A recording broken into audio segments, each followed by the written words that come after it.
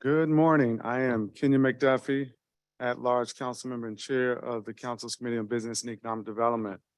Today is Friday, April 7th, 2023, and we are convening this hearing in a hybrid fashion, both via Zoom and from room 123 of the John A. Wilson Building. This hearing is also being streamed live on the council website. The time is 9:08 a.m. and I'm calling to order this budget oversight hearing. This is the committee's second budget oversight hearing for the fiscal year 2024 budget season. We must all acknowledge that the government of the District of Columbia is in a different place financially than it has been in previous years. Federal funds we received in previous years to assist with pandemic recovery efforts are sunsetting, and the district government is faced with a lower than expected revenue projection. As a result, our budget is leaner, which calls for tough decisions being made over the next several weeks as the council reviews and makes changes to the District of Columbia Mayor's proposed budget. The fiscal year 2024 proposed budget includes $10.6 billion in local funds and $19.7 billion in gross funds. That's a 1% decrease in local funds from 2023 and a 1.3% decrease in gross funds, totaling a decrease of approximately $266 million. This morning, we're going to hear from both public and government witnesses regarding the district's Department of Insurance, Securities and Banking, as well as the Department of Small and Local Business Development's proposed 2024, FY 2024 budgets. Government witnesses are going to have 7 minutes for opening statements, and my council colleagues, if they join us, are going to have 3 minutes to provide opening remarks, which will be followed by 7-minute rounds of questions. As a reminder, all participants should mute their microphones when they are not speaking. We're going to begin with the Department of Insurance, Securities and Banking, or Disb, as it's also known. Disb's mission is to protect consumers in the district by providing equitable, thorough, efficient, and prompt regulatory supervision of financial services companies, firms, and individuals operating in the District of Columbia. Disb also aims to develop and improve marketing conditions and to attract and retain financial service firms in the District of Columbia. The proposed fiscal year 2024 operating budget for Disb is approximately $38.8 million, which represents a 3.9% increase from the fiscal year 2023 approved operating budget of $37.3 million. Disb's proposed budget is mostly comprised of special purpose revenue funds. The agency has budgeted for 159 full-time equivalents, an increase of 2 FTEs from its approved fiscal year 2023 budget. That we aren't joined by any colleagues online. Okay. We're going to turn first to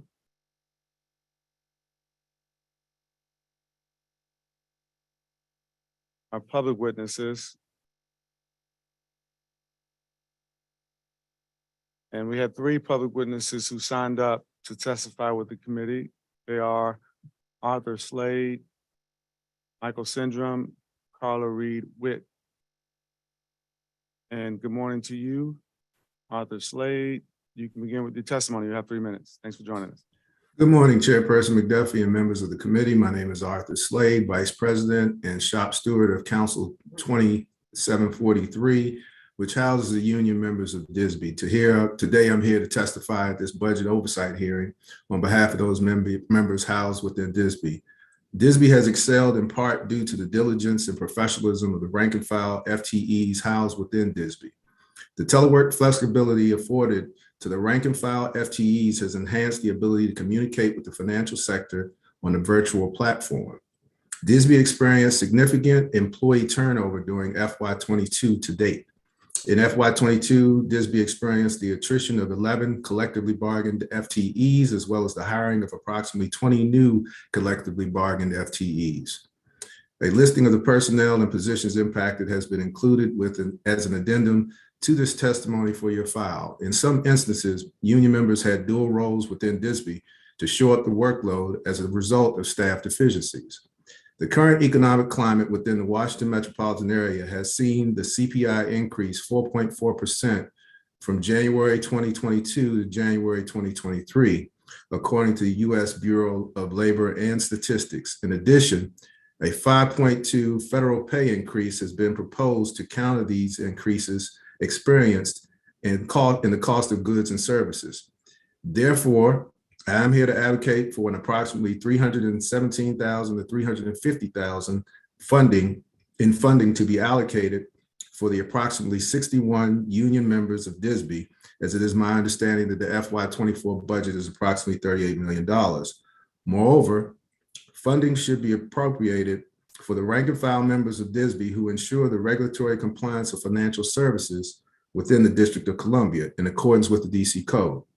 Disb's personnel makeup is unique as it is comprised of professionals having specialized contractual and/or financial industry knowledge. As always, I would like to thank you, Chairperson McDuffie, for your leadership in supporting labor to create a collaborative partnership with management as well as the District of Columbia. Thank you for allowing the submission of my testimony on behalf of Disb's union members. At this time, I'm available for any questions that the committee may have. And thank you for your testimony this morning, Mr. Slade. We're going to turn to our next public witness. It's Michael Syndrome, who I understand is joining us by phone. Good morning, Mr. Syndrome. You can begin your testimony. You'll have 3 minutes. Morning, Mr. McDuffie. All those with the sound of my voice. Michael Syndrome, disabled veteran, served our country more than most. So I submitted previously documents for you to peruse and be apprised as I testify. I've been giving a very difficult time by your staffer, Ms. Sislo, and to sign up, it's been a nightmare. And she's been very condescending and demeaning, slamming down the phone.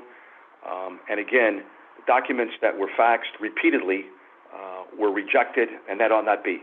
So I have asked that those, in light of my testimony, to be distributed to respective council members on the committee. Councilwoman Bonds, Charles Allen, Councilwoman Pinto, and Vincent Gray. And I dare say, unless you can say otherwise, because last time you got smart with me, you asked the question, but I've gone on my dime, my time to send you the documents, and they have not been propounded appropriately. So there is, with Disb, that's out of control, a letter that remains pending and acted upon. And when the cat's away, the mice will play. Regarding administrative consent order, Disb SB CO 2711, regarding Disb versus Harvey L. Taylor. It's a consent order. They have yet to enforce it. There's also other complaints that remain pending and acted upon, Disb versus Patuxent Development, LLC, and then Rockchucks Abel, and Evenel St. Luke, doing business as Guadney, Haiti. And so I am awaiting some affirmative action. I won't hold my breath with you. And I might add, you indicate you're vindicated by where you're at. No, there's no election. And we veterans, you know, we support who supports us. And you have not been supportive of us, and certainly not of me. And with the financial fraud section of Disb, Robert Leproto, who's excellent, has no vehicle. What's going on with that? And another one, there is Ross, who's absolutely worthless. But what gives? So we need to have a sit-down with you, Karima Woods, and I, and to get your staffers on track, to get some kind of racial sensitivity training, not to disrespect the disabled veterans served our country more than most. That's not good. It's counterproductive. It serves no one. Certainly not you, not me. And I have brought this to your attention before. Your comeback is your time is up. No, your time is up. Lord is soon to return. Are you ready? Are you prepared? So I like those documents that have been faxed to you, received, acknowledged by a fellow veteran to be put on the record and, again, distributed accordingly to your fellow committee council members, which would be, again, Ms. Bond, Councilwoman Bonds, Charles Allen, Councilwoman Pinto, and Mayor Gray. I'd like for that to be done. I invite you, too, if you've got any comments about what I've written, I would dare say it's not in front of you because C. Sislo says it's not going to happen. Well, it is going to happen. In the words of Trumpster Dumpster, you're fired. Real simple. And again, you've not been vindicated. And I would remind you that there is recall that's afloat with certain members, possibly to include, but not limited to you. I want to conclude with, it is the veteran. It is the veteran, not preacher, who gives us freedom of religion. It is the veteran, not reporter, who's given us freedom of the press. The veteran, not poet, who's given us freedom of speech. The veteran, not campus organizer, who has given us freedom to assemble. The veteran, not liar, who has given us right to a fair trial. The veteran, not politician, who has given us right to vote. The veteran who salutes the flag, who served under the flag. God bless America and our troops. Ordinarily, too, committees give 5 minutes to organizations, of which mine is Justice for All, DC. And I might add, dealing with you and your committee staffer there is the worst. It's a nightmare. You need to go with the quickness. Mr. Syndrome, it sounds like you have concluded your testimony. We did give you more than the 3 minutes that we've allotted for every witness, a public witness that comes before the committee. I will note a couple of things. Ms. Kelly Sislo is a consummate professional on my team, and I'm lucky, and the District of Columbia is lucky to have her as a public servant. I find it difficult to believe that she declined a fax. In fact, I'm not sure, how do you decline a fax? I know for sure that it's difficult to slam down a cell phone, which is what she uses to speak to you repeatedly when you call.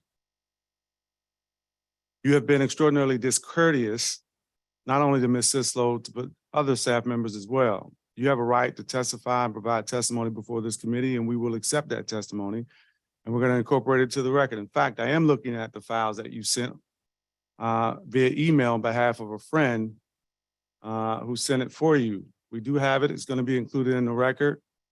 But what I won't tolerate is that you continue to be discourteous to my staff. I also won't tolerate you suggesting that I somehow don't have respect for veterans, when in fact, my dad was a veteran, my uncles were veterans, my granddads were veterans. I have the utmost respect for veterans. What I do not appreciate, though, is the way that you treat people who are public servants working on behalf of the District of Columbia government. I would ask that you reconsider how do you interact with Ms. Sislo and others. We will give every due consideration to the information that you provided and make sure that it's part of a record. Thank you. Our next witness is Carla Reed Witt, who's joined us online. Good morning to you. You begin your testimony. You have 3 minutes. Good morning, Chairman McDuffie and committee members. My name is Carla Reed Witt. I'm a paid Ward 7 Parent Leadership Board member, a co-founder of Decoding Dyslexia DC, and an education, disability, mental health, and literacy policy advocate. Both PAVE and Decoding Dyslexia DC are members of the Strengthening Families Coalition. We are a behavioral health coalition of education organizations dedicated to raising awareness around issues that DC youth and families encounter when trying to obtain mental health support. We advocate for solutions. The pandemic took a toll on the mental health of children. One of the ways schools support students struggling mentally is through the school-based behavioral health program. The Strengthening Families Coalition has been advocating for a number of years for funding to support a behavioral health clinician in every school. Even now, after kids have returned to in-person learning, DC students' well-being is still declining. It is more urgent than ever to continue to improve support and fund the school-based behavioral health program. Although we are advocating for a clinician in every school, workforce shortages have made it difficult. Not all schools have clinicians. I'd like to speak today about access to services available under the programs in those schools that do have clinicians. The school-based behavioral health programs function on a 3-tiered system, going from school-wide preventative services in Tier 1 to individual treatment in Tier 3. This year, we asked the council to increase the per-school community-based grant funding for school-based mental health providers to $103,000 per school. It costs approximately $180,000 to fund a school-based mental health provider.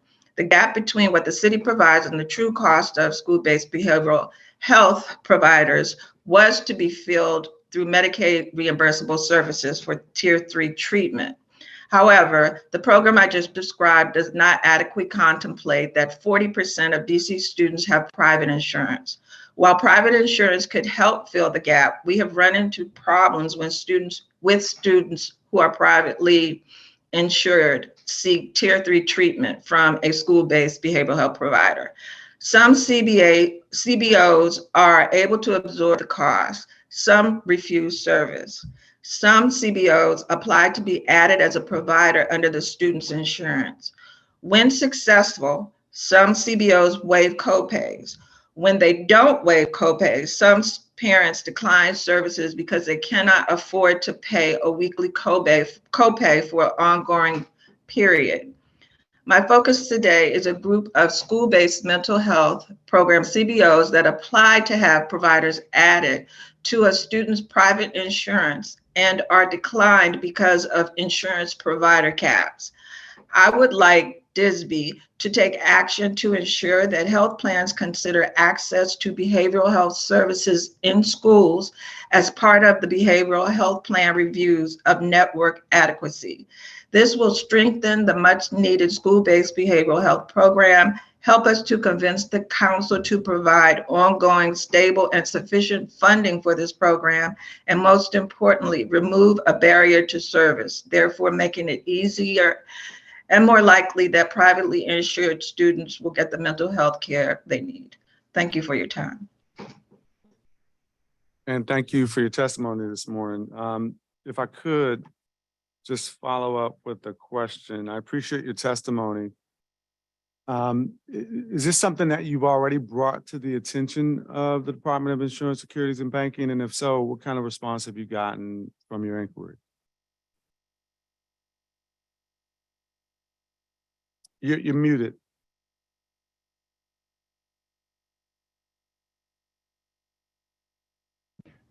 No, it's never been brought to their attention. And I only recently found out that they were the department that we needed to speak to regarding it.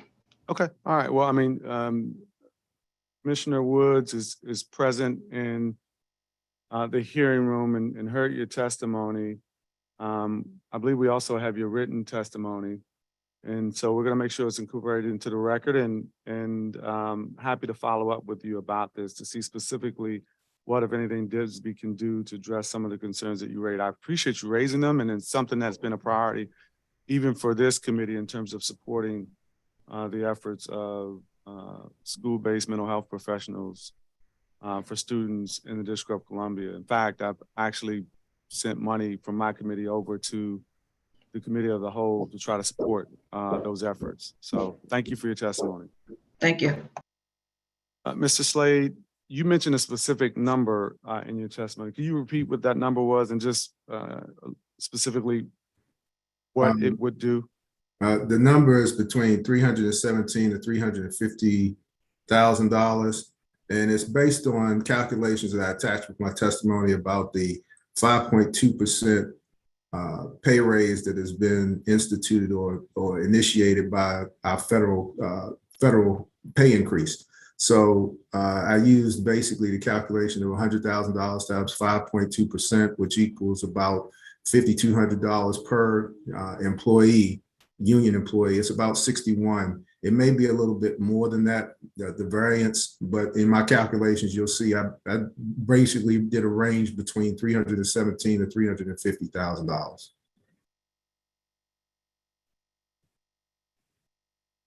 Okay. And I know you've already submitted your testimony, which I have right here. What is that? What kind of increase are you referring to specifically? The increase based on the additional performance or duties that was done previously during the employee turnover, and also based on the cost of the CPI index that I attached with my testimony as well, just to try to counteract and help and assist our union members with the cost of goods and services that have increased over the last period, last year, as you know.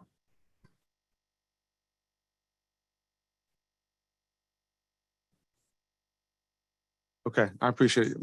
Like I said, we do have your testimony. I'll ask Commissioner Woods just to comment on that aspect of your testimony. So thank you for that. Did you have anything else?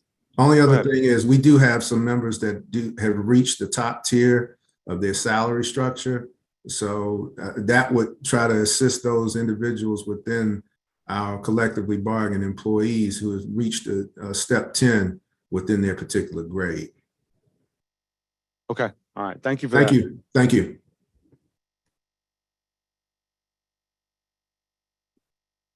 I saw the public witnesses who signed up with the committee to provide testimony this morning. And so we're going to turn next to our government witnesses, including Commissioner Karima Woods.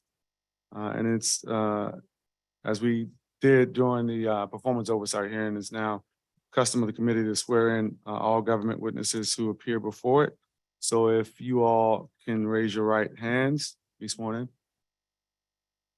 Do you each swear or affirm under penalty of law that the testimony you're about to provide before the Council of the District of Columbia in this committee is the truth, the whole truth, and nothing but the truth? Okay, thank you.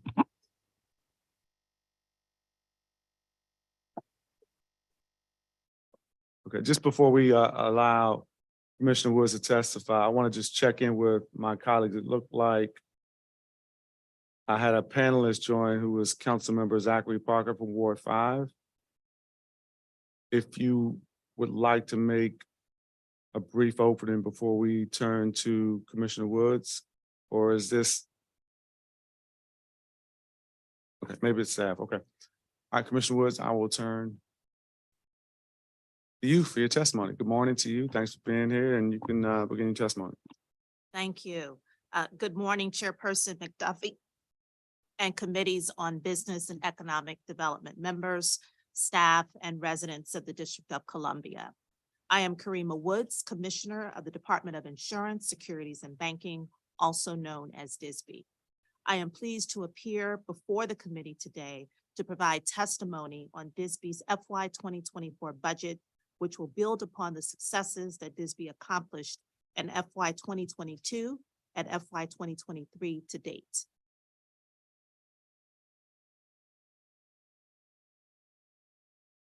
Mayor Bowser recently presented her Fair Shot fiscal year 2024 budget and financial plan. This budget builds on the mayor's recovery budget from last year as the district focuses on its comeback from the pandemic while addressing residents' critical social, economic, and health needs. This budget also demonstrates the mayor's unwavering commitment to building a safer, stronger, healthier, and more equitable DC. The mayor's budget makes strategic investments in education, affordable housing, ending homelessness, economic recovery, infrastructure, public safety, and city services. Disb regulates insurance, securities, banking, and other financial services in the District of Columbia. Our mission is threefold. First, to cultivate a regulatory environment that protects consumers, attracts and retains financial services firms to the district. Second, to empower and educate residents on financial matters. And third, to provide financing to district small businesses. We accomplish this by working to ensure district residents have access to a wide choice of financial services and are treated fairly by service providers. We also work to sustain a district business climate that encourages fair and open competition. The mayor's FY 2024 budget provides Disb with the necessary resources to fulfill our mission of protecting consumers, helping to create pathways to the middle class, and supporting small business and economic development growth in the district. The mayor's FY 2024 budget for Disb is $38,871,164, a 3.9% increase from our approved FY 2023 budget. Our budget consists of $37,155,770 in special purpose revenue O-type funds and $1,715,394 in local funds.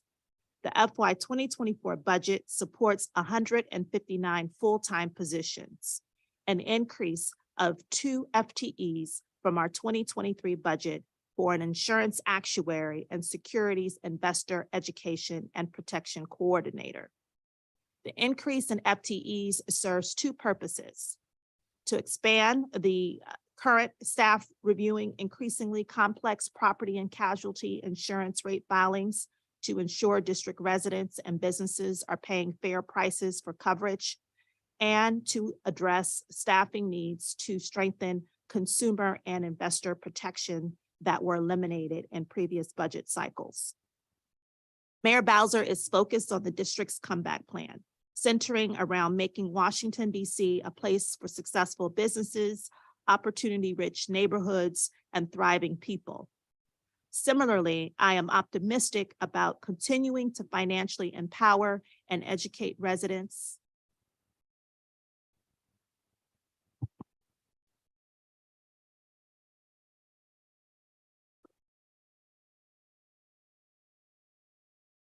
Testing. The mayor's budget will allow Disb to expand our ability to fulfill our important mission. Now I will provide a brief overview of a few recent successes and plans as we move further into the fiscal year and prepare for the next one. Disb's Office of Financial Empowerment and Education, also known as OFEE, was established in FY20 to provide district residents with new tools and programs to increase financial empowerment and access. In June 2022, Disb opened a financial empowerment center in Ward 8, which provides district residents in all 8 wards with an array of invaluable services, including one-on-one financial counseling, financial literacy training, opportunity accounts, and access to bank accounts. Though OFEE is still a relatively new program, its services are crucial to district residents' effort to recover from the hardships many endured during the pandemic. And we will maintain our focus and expand it in FY24. In FY 2024, OFEE will use $1.7 million from the American Rescue Plan Act of 2021, also known as ARPA, to continue the expansion of the Opportunity Accounts program, which will enable Disb to serve an additional 100 residents with achieving their match savings goals. ARPA funds will also be used to continue the implementation of financial coaching for returning citizens programs. OFEE programs like Bank on DC and Financially Fit DC connect residents to safe and affordable checking and savings accounts, and has helped more than 10,000 residents expand their personal financial knowledge.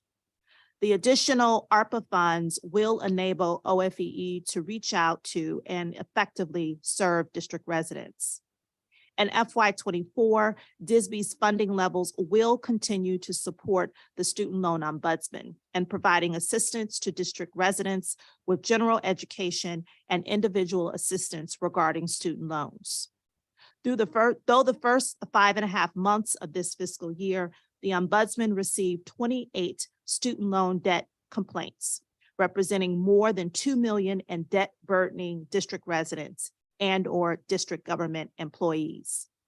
The Ombudsman also assisted residents and district government employees in obtaining $252,270 in loan forgiveness through public service loan forgiveness. Additionally, through 10 successful outreach events, the Ombudsman has already provided nearly 1,300 residents with important information on student loan opportunities this fiscal year.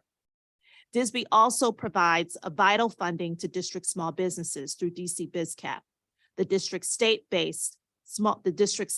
Small Business Credit Initiative program.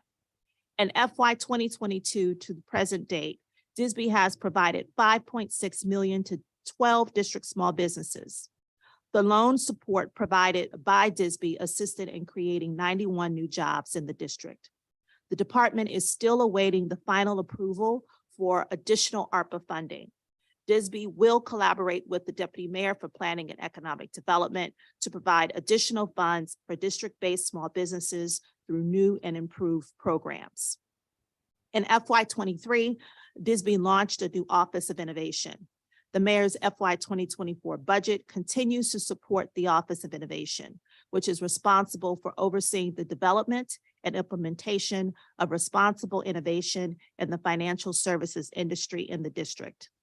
By collaborating with district agencies and external stakeholders, the Office of Innovation will focus on attracting financial technology businesses that offer innovative and accessible financial products and services for district residents while maintaining safety, soundness, and consumer protection. These efforts will assist Disb in attracting new businesses to the district and help cultivate the district as a growing financial hub. Finally, Disb continues to meet its responsibility to administer the Patient Protection and Affordable Care Act of 2010. Disb is preparing for the annual rate review process for individual and small employer group plans to be offered in 2024 on DC HealthLink. Disb's FY 2024 budget includes funding to retain the services of an actuarial firm that assists Disb in its review of all the health plans that are sold on the health benefit exchange. Disb's review saved residents and small businesses $16 million last year. This review process ensures that rates are priced fairly, considering the benefits provided are reasonable to adequately cover the cost of medical services and operating expenses and are not unfairly discriminatory. Providers will begin submitting 2024 rates to Disb on May 1st. Disb will hold a hearing on the 2024 health insurance proposed rates, which will allow the public and the health benefit exchange to provide comments that Disb will consider during its review of the rate filings. Allowing for public comment on the proposed rates provides a vital community connection point, ensuring that residents understand that they play an important role in the rate review process. Lastly, Disb continues to monitor and evaluate any federal activities that could change the life-saving and asset-protecting measures in the Affordable Care Act. Ensuring that district residents and small businesses have an array of affordable health insurance options is one of Disb's priorities. In closing, the resources allocated to Disb will play a critical role in supporting the mayor's comeback plan to spur downtown recovery, build pathways to the middle class, and retain long-term residents, improve life outcomes of DC residents, provide core government services, and build resiliency. We remain committed to collaborating with you and the entire council on the department's vital mission to protect consumers, empower residents about their financial well-being, and invest in the district's small businesses. I am optimistic about the continued positive impact that Disb will have on district residents and small businesses in FY 2024. Thank you for the opportunity to testify today, and I'm happy to answer any questions you may have at this time. Thank you for your testimony, Commissioner. I do have some questions about your budget. As you know, I like to always talk a little bit about some of the equity work happening at the various agencies. And so I know we discussed some of the department's efforts during your performance oversight hearing. How do you all involve some of the external stakeholders, including communities of color, in the work that you all are doing around your budget, specifically when it comes to racial equity, economic opportunity? Well, there are a number of different ways in which we involve our stakeholders as it relates to our budget. If you look at our budget holistically, if you look at a number of the programs and initiatives that we provide to community residents, you will see a consistent theme around diversity, equity, and inclusiveness. You probably are aware that we launched back in FY 21 an initiative that focused on advancing the values of the district through equity, diversity, and inclusivity within the financial services sector. And we have been actively working on implementing that particular initiative. If you look at our Financial Services Academy, which is a program designed to introduce young people to the careers in the financial services industry, particularly those from underrepresented backgrounds. We have been diligent in partnering with various universities. We also have produced videos that talk about financial services and the career and choosing it as a career. We've shown that video at places like HD Woodson. We're in the process of also doing a video where we show where we talk about financial services with young people at Dunbar High School. There are a number of other areas that we're also focused on this work through our Office of Financial Empowerment and Education, where we engage young people on an ongoing basis. So there are many different areas throughout our budget where you'll find that we have a focus around racial equity. I would also add that through our DC Reach effort, that's the district's roundtable for economic action and change. Through that effort, we're focused on affordable homeownership, small business access to capital, credit counseling, and repair, with the focus of closing the wealth gap here in the District of Columbia. That effort will wrap up this year with white papers that will be published for each of the different work streams. So there are a number of different areas where we are focused on diversity, equity, and inclusion here in the district. I appreciate that. I think you all have taken some really important strides to address some of the challenges, including efforts to assist in closing the racial wealth gap. I will ask, I know your team has been talking with my team about some of those efforts specifically. You mentioned in your testimony that you're awaiting the final approval for additional ARPA funds. I think part of that includes the SSBCI funds. What's the status of the application, and when do you all expect approvals to come? Well, we had hoped to have received approvals by now from the Treasury Department. We did submit our application to Treasury in February of last year. We have been involved in ongoing conversations with Treasury and also the Deputy Mayor's Office of Planning and Economic Development, responding to a number of questions. There were lots of questions about the venture capital program that the district was proposing to in its application. And so we have been on numerous calls with Treasury on refining it in a way that would make sense based upon the rules of the program. And so my goal and what my hope is and what we've communicated to Treasury is that we would like to receive funding and have things finalized before the end of this fiscal year. Okay. And I don't know, I think that's interesting. I'm happy that you all are sounds like you all are on top of it. Hopefully the Treasury can move things along. I'm sure that the small business community in the District of Columbia would benefit from you all's efforts, it sounds like, with some of those funds. I guess, have you all made any investments as an agency, as limited partners, into district-based investment firms, and would this tranche of Treasury money give you the opportunity to do anything innovative like that? This tranche of Treasury funds would allow us to be a little more innovative in how we support district small businesses. And so we will be providing through the additional funding stream, our traditional collateral support program, and also the innovation finance program. And so we're hoping that we can do some things more innovatively. We have been in conversation with a number of CDFIs around partnering with them for this next tranche of funding with the goal of really getting the funds out a lot more quicker. Okay. So that's been the conversation today. Okay. And do you have everything you need from any sister agencies? I think during performance, you had mentioned that some aspect of the district's application was under Dslbd's purview. Does the Treasury Department, do you all have everything from Dslbd necessary to get the approvals? So most of our conversations with the Treasury Department to date have included Dslbd as well.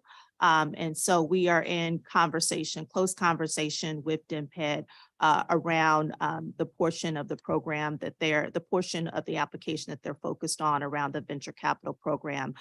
So I'm hopeful that we'll, get to a point where Treasury will accept the full application that's Okay. been submitted by Is- the district. Is Disb or Dslbd or some other executive branch agency the lead on sort of this process?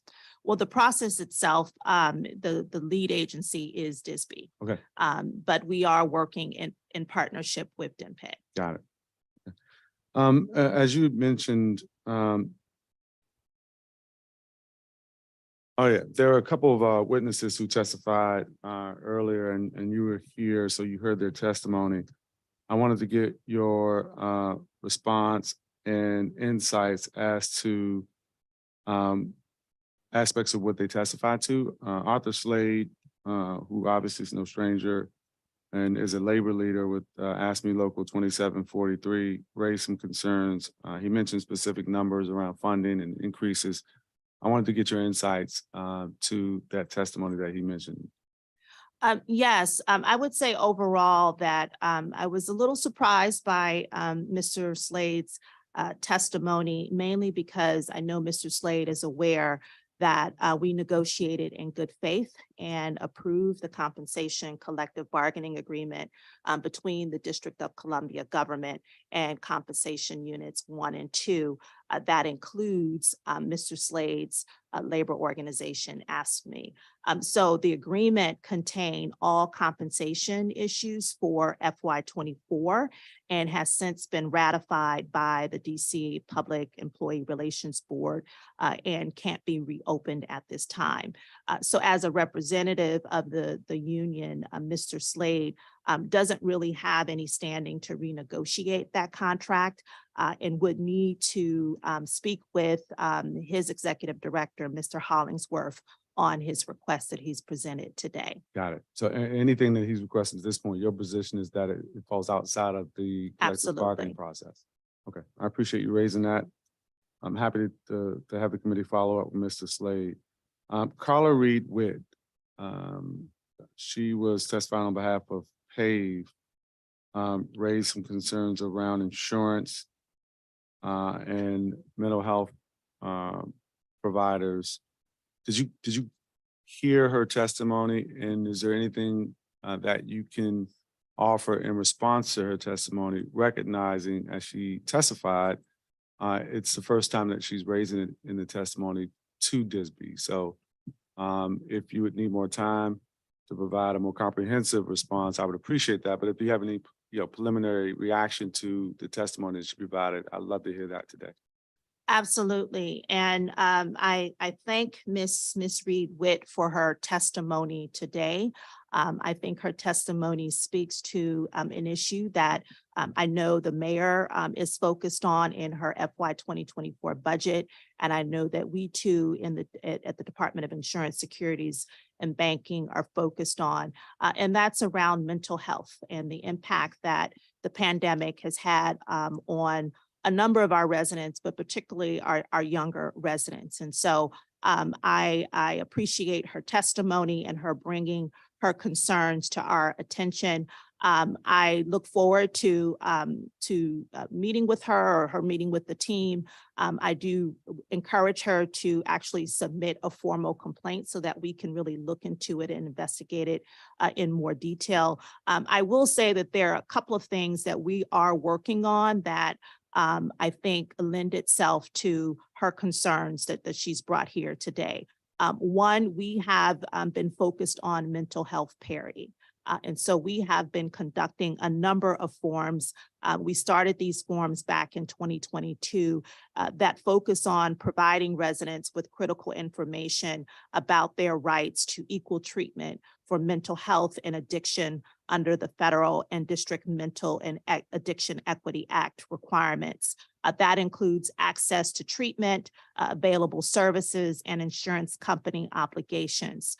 So we look forward to sharing that information with Ms. Reed Witt, excuse me. We just held a forum for our seniors at a senior wellness center last month. In addition, we are also working on the network adequacy piece. And so we are looking to address that in a number of different ways. And so we look forward to following up with her and talking more about the testimony she provided today. Yeah, I think the last part of your response, I think probably more specifically hits on some of the concerns you raised, because I'm not sure that what she was saying in her testimony would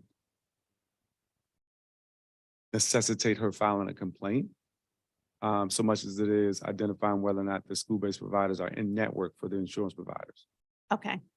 That makes sense. So- That's helpful. Yeah, and we're happy to follow up both with the committee and working with her to make sure that her concerns are clear, and to the extent the department has authority to assist or maybe flesh out some supports for the school-based mental health providers. We love to make sure that we are facilitating that. As you mentioned, it is an important concern. I know the mayor has identified it as a concern. In fact, I raised it at the mayor council breakfast where the mayor presented her budget to the council, and she responded by stating that it was a priority for administration. So if we could follow up, I think that would be great. Absolutely. The department's fiscal year 2024 budget, you mentioned in your testimony, is over $38 million, which is a 3.9% increase over the FY23 budget. There's also a net increase in 2 FTEs for the FY24 proposed budget. So talk specifically about those 2 FTEs and how that funding is going to be used for the department. Definitely. So we, as you stated, have 2 FTEs in our budget. I mentioned in my testimony, one of the FTEs is for an insurance actuary. And this particular FTE would be focused on the actuarial review for our property and casualty rate filings. And so we currently are down an actuary and need additional assistance, particularly as these rate filings are very complex. It's a lot of material to review, and we have a few actuaries on staff.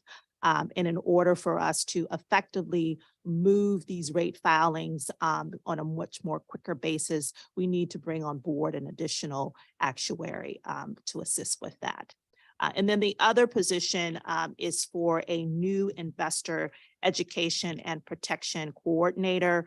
If I'm not mistaken, and please, Catrice Purdy, correct me if I'm wrong, I believe that this was a position that we had before. And so I believe with the sweeps that occurred previously by council with our budget, we no longer have had that position. And so this is our ask to reclaim that position, particularly now as there's a lot that's happening in the investment space. And it's important that we have someone on staff designated to assist in providing the necessary education to residents around all things related to investment. And you may have mentioned this in your testimony, but if you don't mind restating it, what's the time frame for filling those positions? For the 2 new FTE positions. Oh, so those won't hit until FY25. FY24.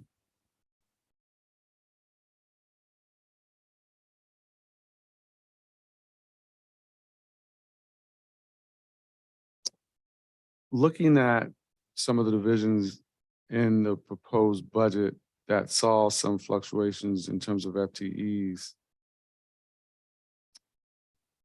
they're the insurance securities, banking, risk finance, and outreach program within the Office of Innovation. Are there some significant changes in terms of how you all are utilizing FTEs in those divisions?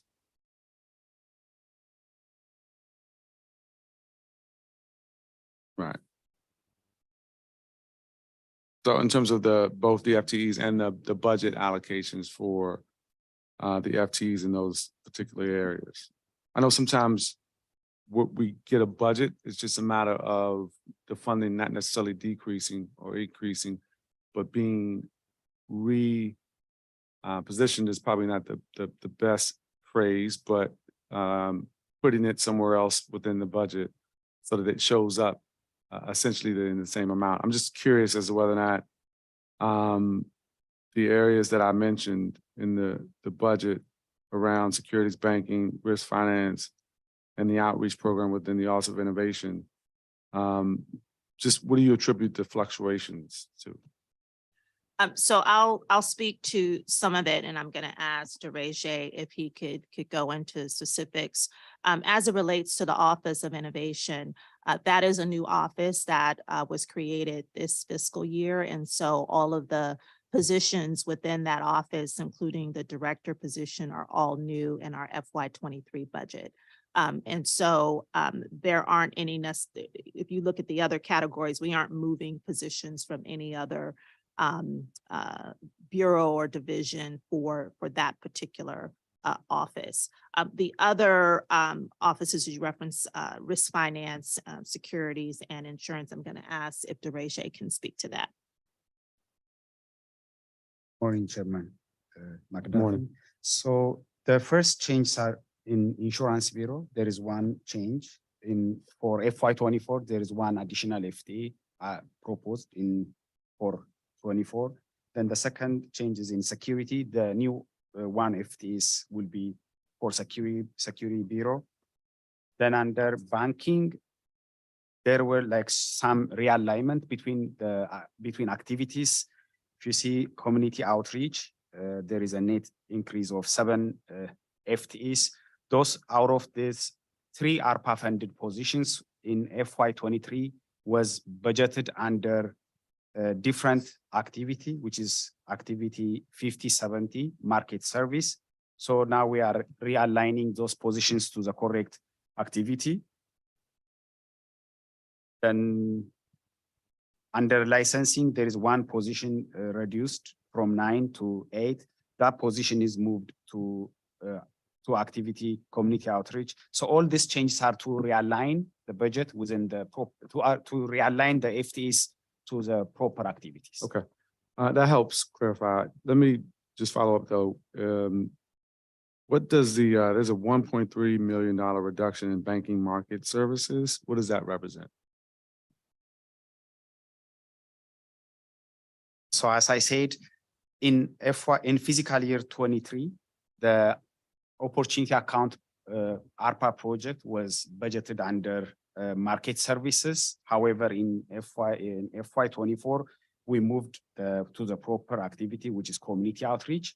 All the ARPA projects are funded now, budgeted under community outreach. So those changes are to move like close to 1 million for opportunity account ARPA project. And in fiscal year 24, 300,000 one-time reduction for the Park Morton project. So that's a reduction of 300,000 in fiscal year 24.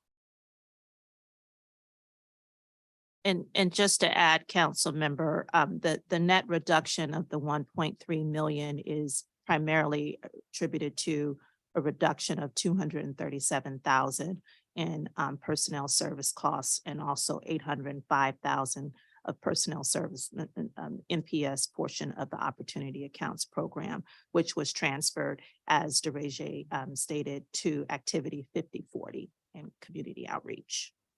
Got it. Okay, I see it. Thank you for that.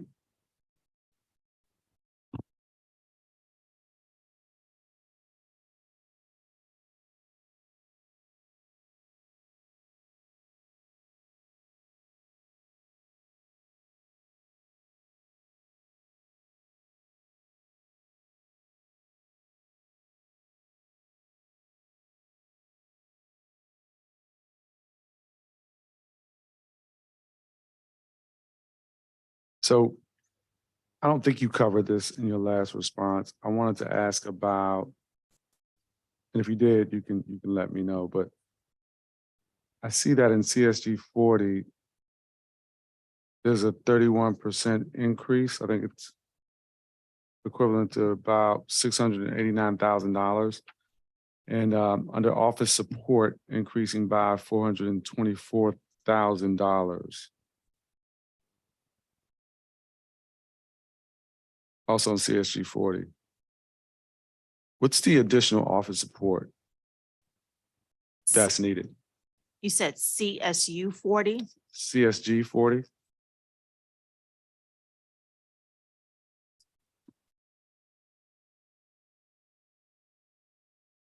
I think it's under other services and charges. So if I may answer, so the net increase in CSG 40 other service in charge is close to 688,000. It's mainly 169,000 increase for maintenance and repair for the new star system for security bureau. Okay. Then close to 429,000 in office support or admin bureau. That's mainly for various staff training with MOUs with the DCHR and DOS MOU, then increased cost for OCP specialist and in public affairs. That's mainly attributed to Okay, various activities. got it.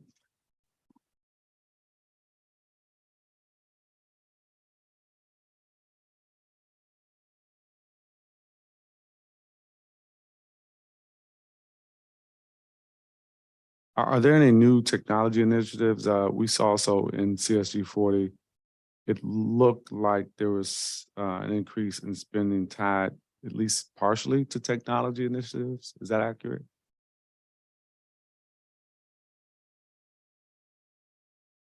So in CSG 40, there is a reduction in under CSG 31 telecommunication. That's the MOU with Octo. So Octo asked us to move some of the costs for IT assessment and to object for the CSG.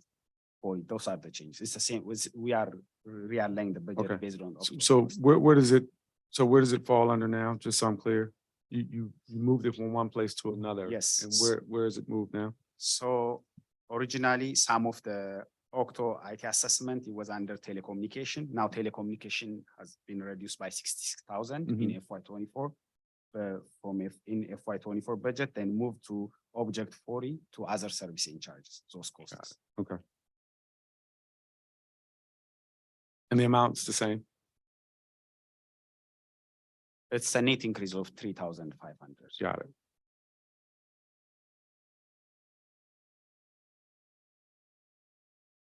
There's a new $39,500 amount in CSG 35 under occupancy fixed costs.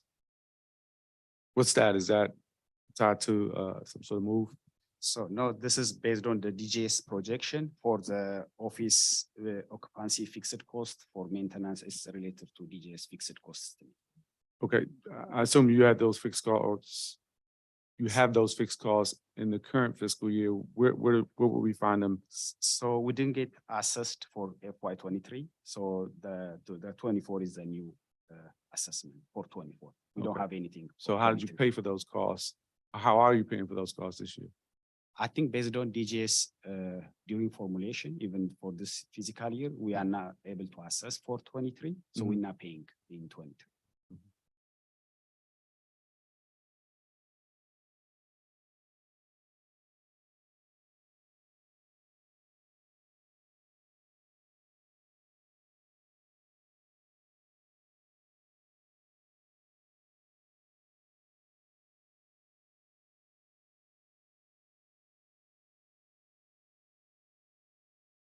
I think you may have mentioned this, Commissioner, but there's a $167,864 reduction in the federal grant fund budget. What does that reduction represent? That reduction represents the federal grant that we had received for this fiscal year.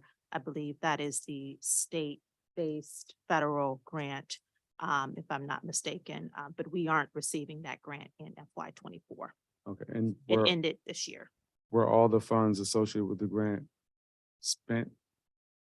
Yes, via MOU with the health benefit exchange. Okay.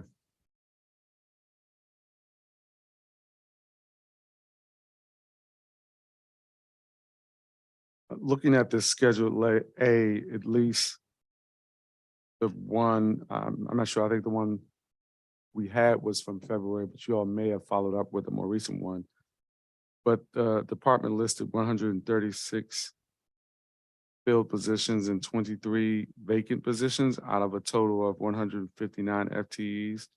Has anything changed since you submitted the Schedule A to us? Yes, we have brought on board at least 3 additional employees since submitting the Schedule A. And so that number is more at either 20 or 21 FTEs currently. And we are actively recruiting for the additional 21 vacancies, and we will be participating in the mayor's upcoming hiring fair that takes place in a few weeks.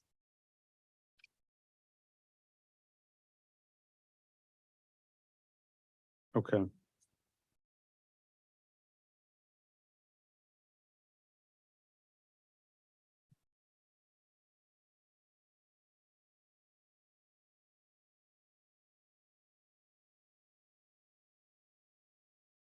What's the vacancy savings rate for the current fiscal year to date?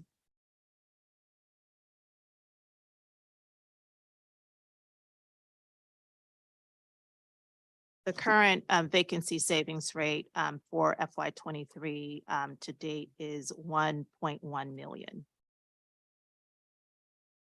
Thanks.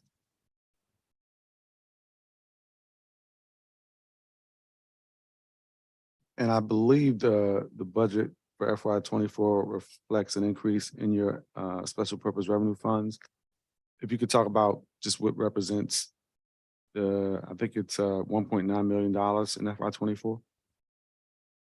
Yes, the increase, and I believe it's $1.4 million in our budget, is primarily attributed to the 2 additional FTEs. So there's an increase in personnel services, in addition to an increase in non-personnel services in the amount of $921,000. Also an increase related to fixed cost estimates, mainly rent, and that's about $151,000. Got it. Thanks for that.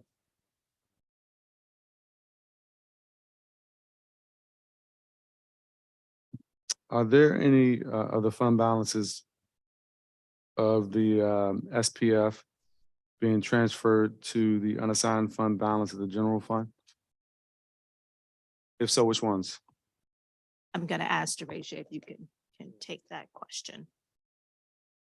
So from Disb's total 4 funds, like from insurance and HMO is restricted.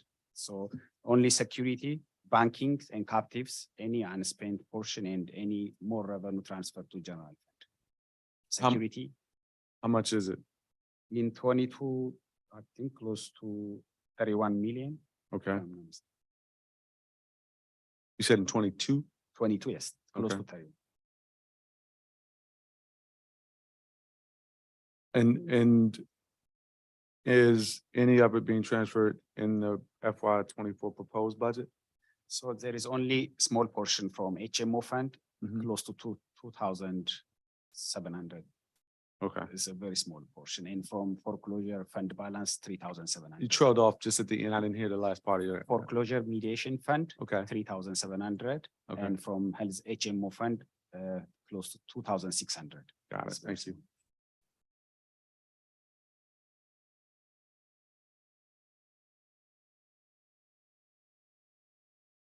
In the budget book, there's a $921,332 increase in non-personal services for adjustments to contracts and professional service fees.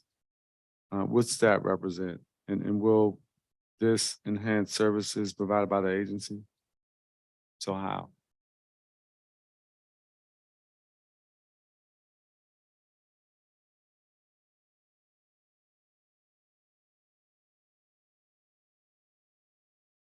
So the net increase for non-personnel category, close to 900,000, as I said earlier, is a combination of occupancy fixed cost close to 40,000. Then other service charge, those items we discussed close to 688,000. And in contractual service, like 230,000, that's mainly for increased in security bureau or for insurance bureau flood task force. Those are the change, those are the items. Okay. That makes up the. What's the Insurance Bureau Task Force? There is 150,000 budgeted for insurance bureau flood task force outreach and feasibility study. Can somebody talk Yeah. about what that is? Disb has been, If you don't mind just stating your name for the record. oh, sorry, it's Sharon Ship, Deputy Commissioner for Market Compliance. The department has been a member of the Flood Task Force. And we submitted a number of proposals that with the overall goal of strengthening disaster resiliency. And one of the proposals that are included is for outreach and education. And so we budgeted $150,000, part of that for outreach, and then a portion of that also to do a feasibility study for one of the proposals that we submitted to the Flood Task Force. Okay. Thank you.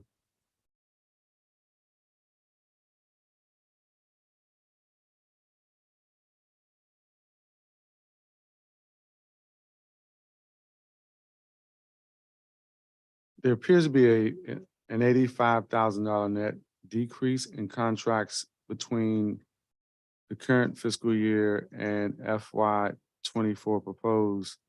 Can you talk about the planned fiscal year 2024 spending on financial coaching for returning citizens project? And I know you mentioned this, but if you could just tie it together, the opportunity accounts expansion, I don't know if they're related. I know you mentioned that in your testimony earlier. Can you re-repeat the first portion of your Sure. question? Yeah, there looks like there's a $85,000 net decrease in contracts between the current fiscal year FY 23 and FY 24 proposed budget. And so I asked that you talk about spending for FY 24 on financial coaching for returning citizens, as well as the opportunity accounts. Sure, and I am going to ask Director Hammond, who heads up our Office of Financial Empowerment and Education, to speak more specifically to the decrease in 85,000 from FY 23 to FY 24 for returning citizens.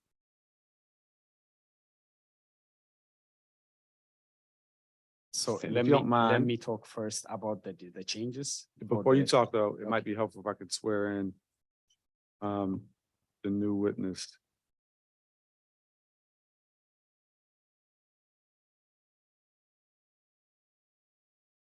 If you don't mind raising your right hand so I can swear you in before you testify. Do you swear or affirm on the opinion of law that the testimony you're about to provide before the Council of the District of Columbia and this committee is the truth, the whole truth, and nothing but the truth? I do. Thank you. Go ahead, you were saying? Sure.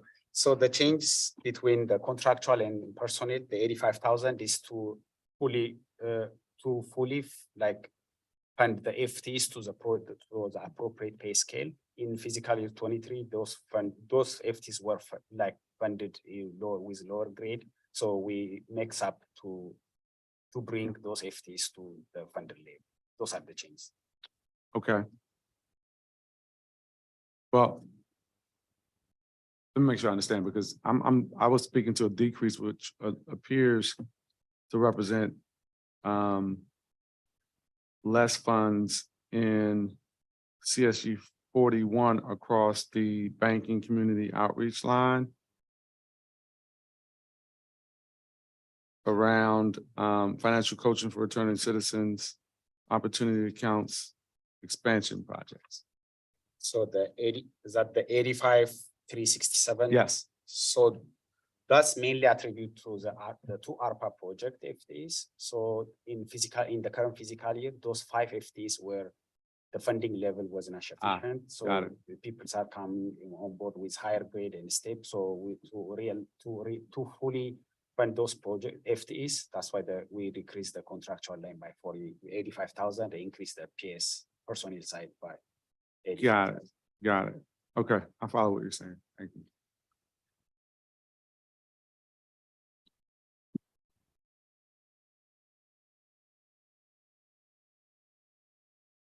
You are still using some ARPA funds, as you mentioned, but can you just outline how much and what the use represents for FY 2024? Sure. I'll speak to some of it, and Michelle, feel free to fill in. For FY 23 for opportunity accounts, ARPA funds is approximately 1,042,000, and that includes 3 FTEs and non-personnel. Currently, there's about 786,000 that is already obligated towards that spend. In addition, for FY 23 returning citizens, there's a budgeted 662,000 for ARPA and 127,000 is obligated. In FY 24 for ARPA, the proposed FY 24 budget for opportunity accounts for ARPA is 1,048,000. And for returning citizens, it's 666,400 for ARPA.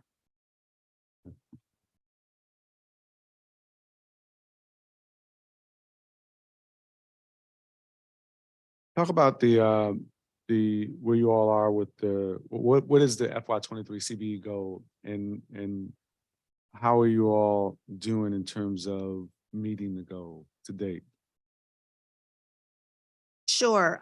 Well, the department continues to support our local CBEs here in the district, and our staunch supporter of the program. In FY 22, our goal was 1.6 million, and we exceeded that goal with 1.8 million in spending with CBEs. So the total goal completion was over 100%. It was 117%. Currently for FY 23, the goal is $4.2 million. That goal will be adjusted down every year. Our goal is adjusted down to accommodate for those contracts that we have, particularly with nonprofits. Our largest contracts are with nonprofits.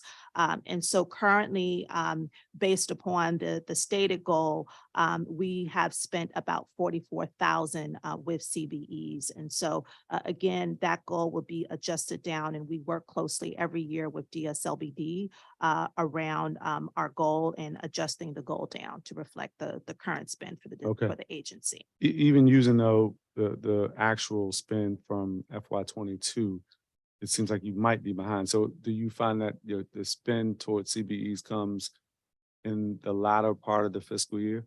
Yes, it usually comes in quarters 3 and 4 of the fiscal year, which is when we usually get the majority of our invoices in. Okay, so no concerns at this point in terms of the rate of spending on No CBEs? concerns at this point.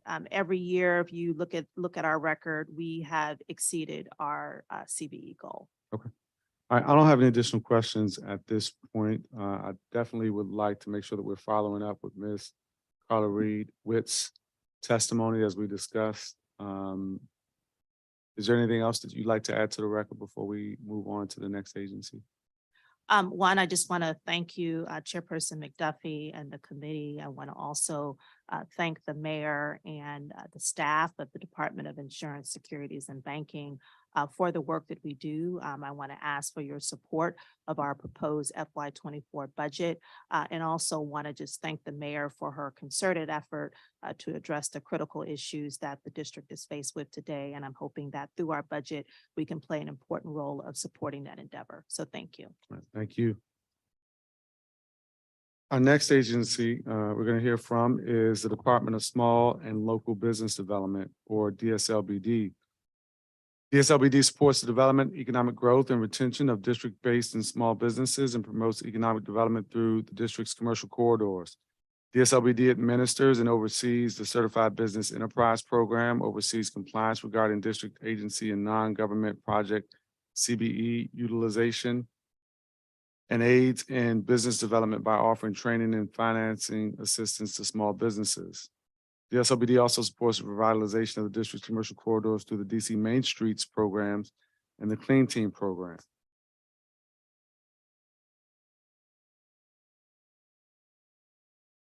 The proposed FY 24 operating budget for DSLBD is approximately $21.5 million, which represents 6.4% decrease from its approved FY 23 budget.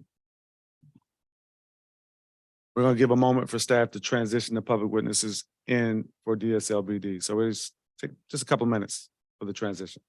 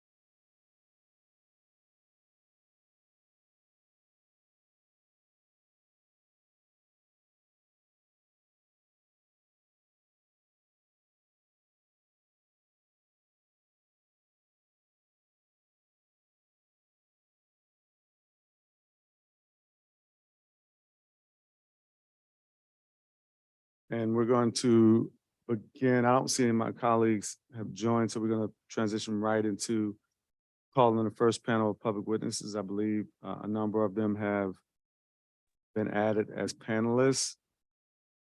Santiago Lacados, Commissioner 1B04.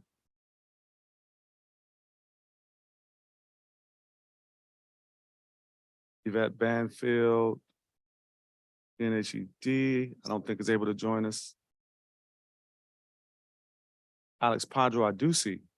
Good morning to you, Alex Padro, who's the Executive Director of the Shaw Main Streets. You can begin your testimony. You have 3 minutes. Good morning, Mr. Chairman and members of the committee. I'm Alexander M. Padro, Executive Director of Shaw Main Street since 2004. Shaw Main Street is grateful that the Bowser administration appreciates the crucial role that the DC Main Streets program provides and will continue to play in supporting our city's economic recovery from the COVID-19 crisis. The service area has seen 50 new businesses open since January 2020, offsetting the 34 businesses that have closed permanently during the same time. The FY24 DC Main Street's budget is flat compared to FY23, despite increases in costs associated with our programs and greater demand for our services. At the same time, Rate Streets has a significant increase proposed for FY24. That investment and proposed investments in downtown recovery ignore the fact that Main Streets are one of the best investments municipalities can make in economic revitalization. Over $3 comes back to city coffers for every dollar invested in Main Streets. This is a national average that has been validated by local economic impact studies here in DC. The city should not put all its economic recovery eggs in one basket. Increasing the DC Main Streets grants by $100,000 per program in FY24 would not only spread the city's investment beyond downtown, but ensure the city gets some genuine bang for its buck. In FY23, the committee and the council, led by Councilmember Pinto, provided funding to expand the Shaw Clean Team to 11th Street Northwest. That expansion is now benefiting the businesses and residents along that corridor. But that funding was one-time, non-recurring, and unless the committee and council once again provide funding, the 11th Street corridor will lose its clean team and the workers there will lose their jobs. Lastly, a significant threat to the future of the DC Main Streets program has recently arisen. Councilmember Nadeau has asked Dslbd to redraw Shaw Main Street service area boundaries, extracting the northern portion and dividing it between 2 main streets managed by district bridges. The blocks in question are where almost all the current and future development in our service area is taking place, including our blocks that have been within our boundaries since our initial Main Street designation in 2003. Not only would the council members' proposal deprive SMS of critical financial support from the development community, but it would make it impossible for us to move forward with plans for a business improvement district. The taxes from properties in the area Nadeau wants to take away are needed for the bid to provide the enhanced security and other improvements that businesses in the community are asking for. Nadeau's proposal would ignore decades of effort and investment on SMS as part of a long-standing partnership with Howard University that is about to transform these blocks into a booming mixed-use area. Equally concerning is the precedent that would be set if Nadeau succeeds. Main Street districts are intended to be defined by commercial corridors, not political or neighborhood boundaries. Council members are allowed to carve up established service areas to benefit their preferred nonprofits. Main Street organizations, especially successful ones, will have a target painted on their backs that will destabilize them and turn what has theretofore been a collegial family of nonprofits into a backbiting, cannibalistic mob. In the interest of equity and continued forward momentum for OBC Main Street, a precedent for council members tampering with Main Street boundaries must not be established. I am available to answer any questions you may have for me now or after the. And thank you for your testimony. I think I will have a follow-up based on your testimony that I just heard. I want to move next, though, to Edwin Washington, who I also see on the Zoom, who's the Executive Director of the Parks Main Street. Good morning to you, and you can begin your testimony.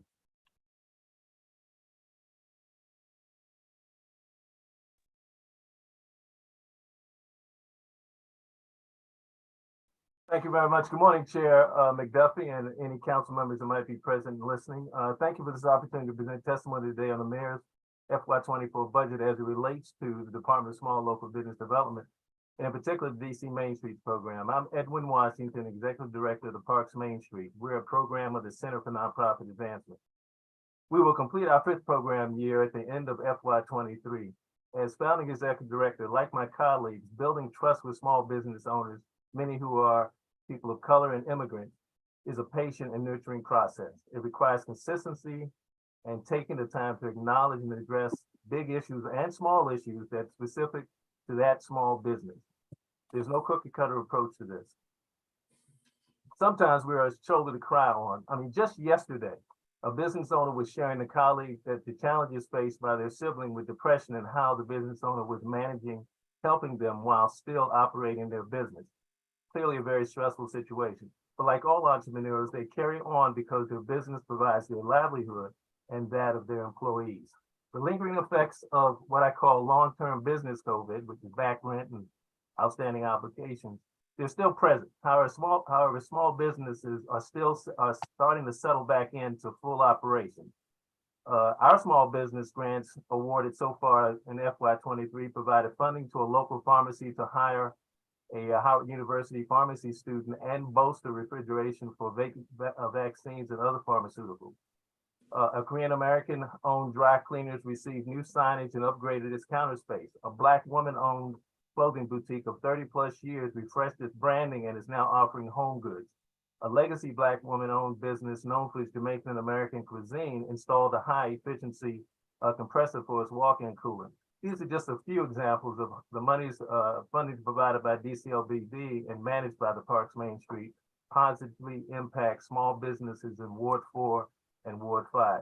The mayor's FY24 budget continues to show her commitment to commercial revitalization, focusing on helping small and local businesses thrive.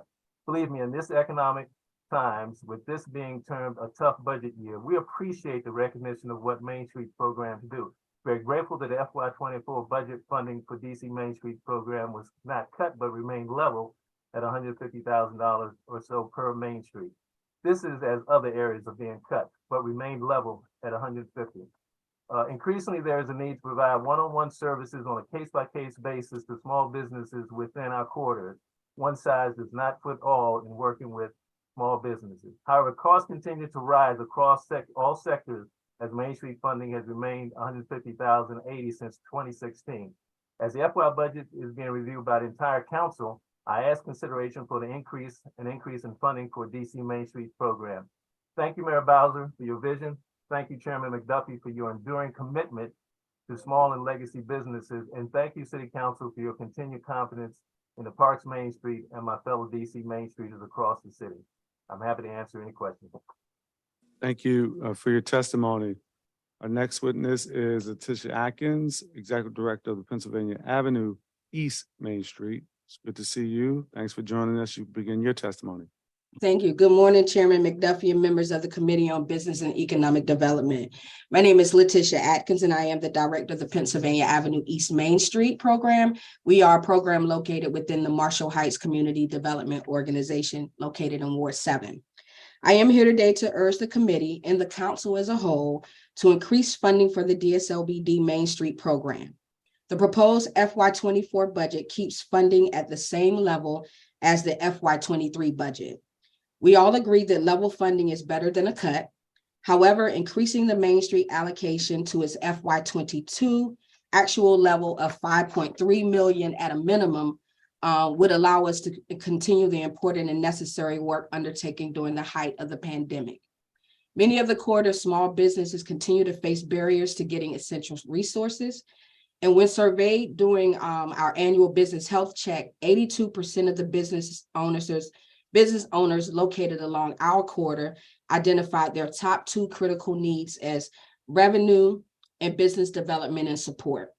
The Pennsylvania Avenue East Main Street program provides both of these critical supports to these businesses and is often a lifeline to their continued survival. In FY22 alone, PIMS successfully delivered 788 hours of technical assistance to 61 businesses, assisted 8 businesses obtain funding totaling $140,000 through grant writing assistance, and provided an additional $25,000 to 6 businesses through our sub-grant program. In addition, we raised $24,000 to support our placemaking activities along the corridor, and we leveraged PIM's presence to increase economic development opportunities through the Pennsylvania Avenue East Small Area Planning process with the DC Office of Planning, which will bring additional resources and amenities to the corridor.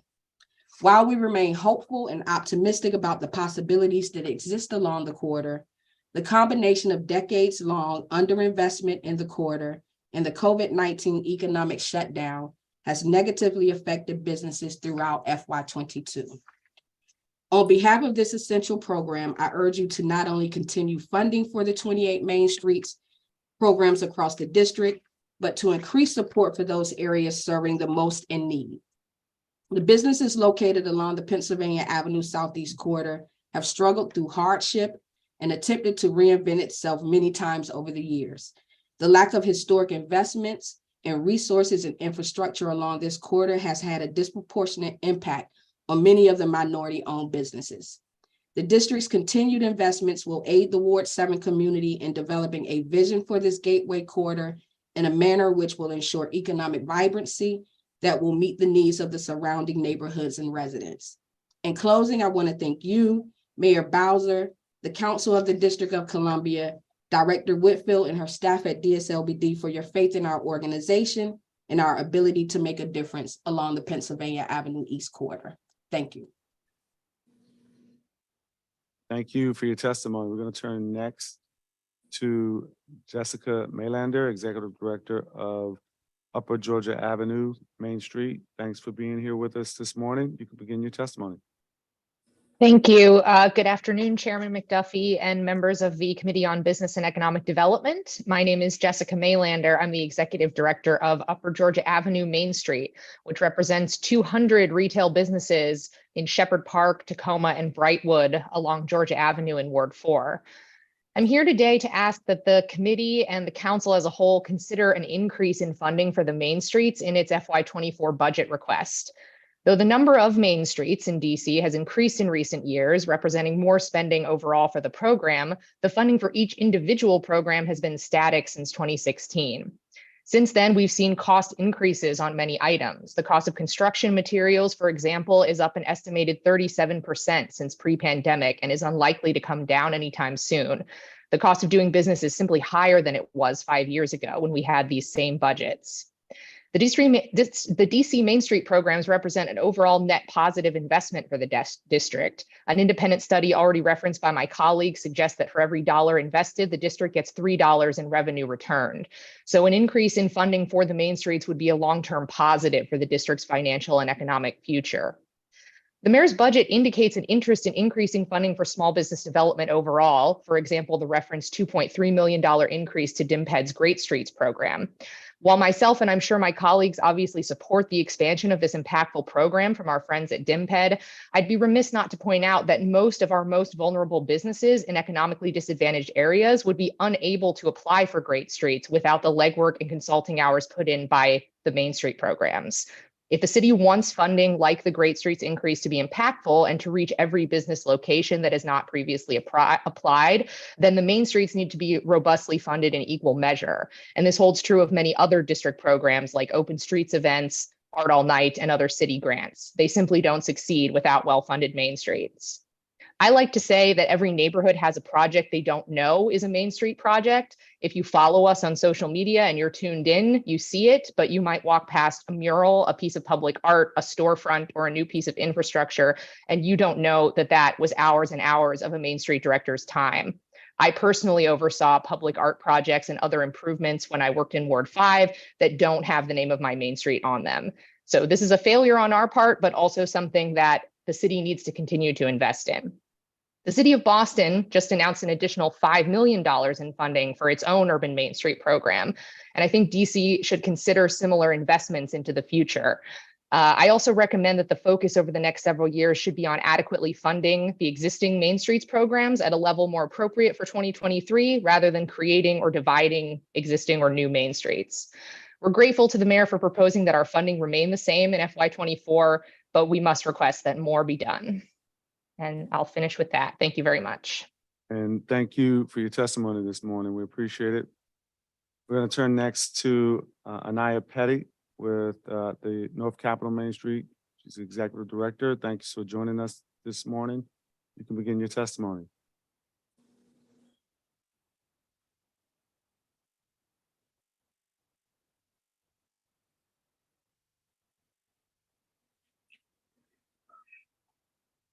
Okay.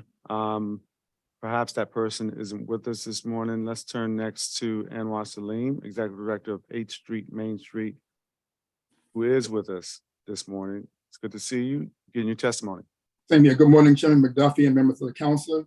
My name is Anwar Salim, the Executive Director of 8th Street Main Street. We at 8th Street Main Street, we have continued to provide services to businesses along the 8th Street corridor and our extended service area of Bladenburg and Benning Road. However, post-COVID, we continue to have challenges that continue today. Our workload has increased, having to provide more businesses with technical assistance services, grant applications, permits, licenses assistance, small grants, marketing assistance to promote their businesses. Our workload, including assisting business owners with leases, new business location assistance, and relocation of existing businesses.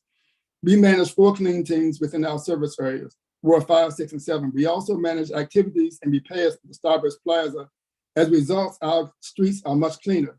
The FY24 budget has a reduction in the clean team of $472,000. How can this happen when we haven't correctly addressed COLA increases and increase in crime along the corridors? High crime and dirty streets will not attract people to our main streets or will not provide a good image for the district. Since the pandemic, we have worked without much rest, and as a result, I believe based on percentage, H Street has the fewest businesses to close and a significant gain post-pandemic. We are not perfect, but we are doing the work. Council members haven't grasped and questioned over the years of testimony the reason for expanding our service area within 2 additional quarters, Blakenburg Road and Benning Road, without funding an additional 40% more to our service area. Unfortunately, the promise of supplemental funding by a previous director never materialized. As a result, we have over 400 businesses to support over 4 miles in the service area located along boundary lines.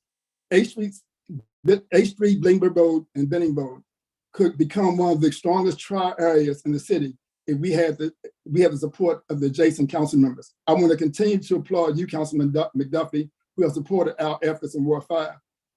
With much going on and heavy workload, and with our success rate, how can the city constantly reduce the budget for the Main Street programs while a place like Boston increased their 22 Main Street programs by a budget of $5 million, and you can about eat off their streets at any time? According to the mayor of Boston and the director of economic opportunities, they are betting on the service of the Main Street programs provided by their small businesses. Our current allocation is $150,000 was initially serviced in the support of H Street businesses. We continue to support businesses with our expanded service area with an additional continuous funding source. Therefore, we ask the council and Dslbd to allocate a fair and equitable share of the following for the 2024 budget: $155,000 to service H Street, $75,000 to service Blakenburg Road, $75,000 to service Benning Road, $50,000 for the upkeep of the Starburst, and the cost of living increase for our clean team. In comparing the size of our service area and the number of businesses within our service area, the sheer numbers clearly show that looking at the distribution of funds in our grant agreement is not fair. Anwar Salim, your time has expired. Thank you, Councilman Duffy, and I also would like to applaud Trustee Whitfield, Christina Courtney. Thank you for your testimony. Thank you. Our next witness is Rachel Shank. She's the Executive Director of the Georgetown Main Street. Good morning. Thanks for joining us, and you begin your testimony. Morning, Councilmember McDuffie and other council members on the committee. My name is Rachel Shank. I'm the Executive Director of Georgetown Main Street, and I'm here to testify for the Main Street budget. Georgetown Main Street's corridor stretches along Wisconsin Avenue Northwest from K Street to Whitehaven Parkway. In my 4 years with the organization, I've seen firsthand the value of our Main Street program and the great work of my colleagues across the city. Today, I want to speak briefly about our work and my observations of the collective work of the Main Streets in DC. Although we serve the unique needs of our communities, Main Streets have received flat funding since before the pandemic. In the Georgetown Main Street corridor, there are about 300 businesses, 60 of which are small.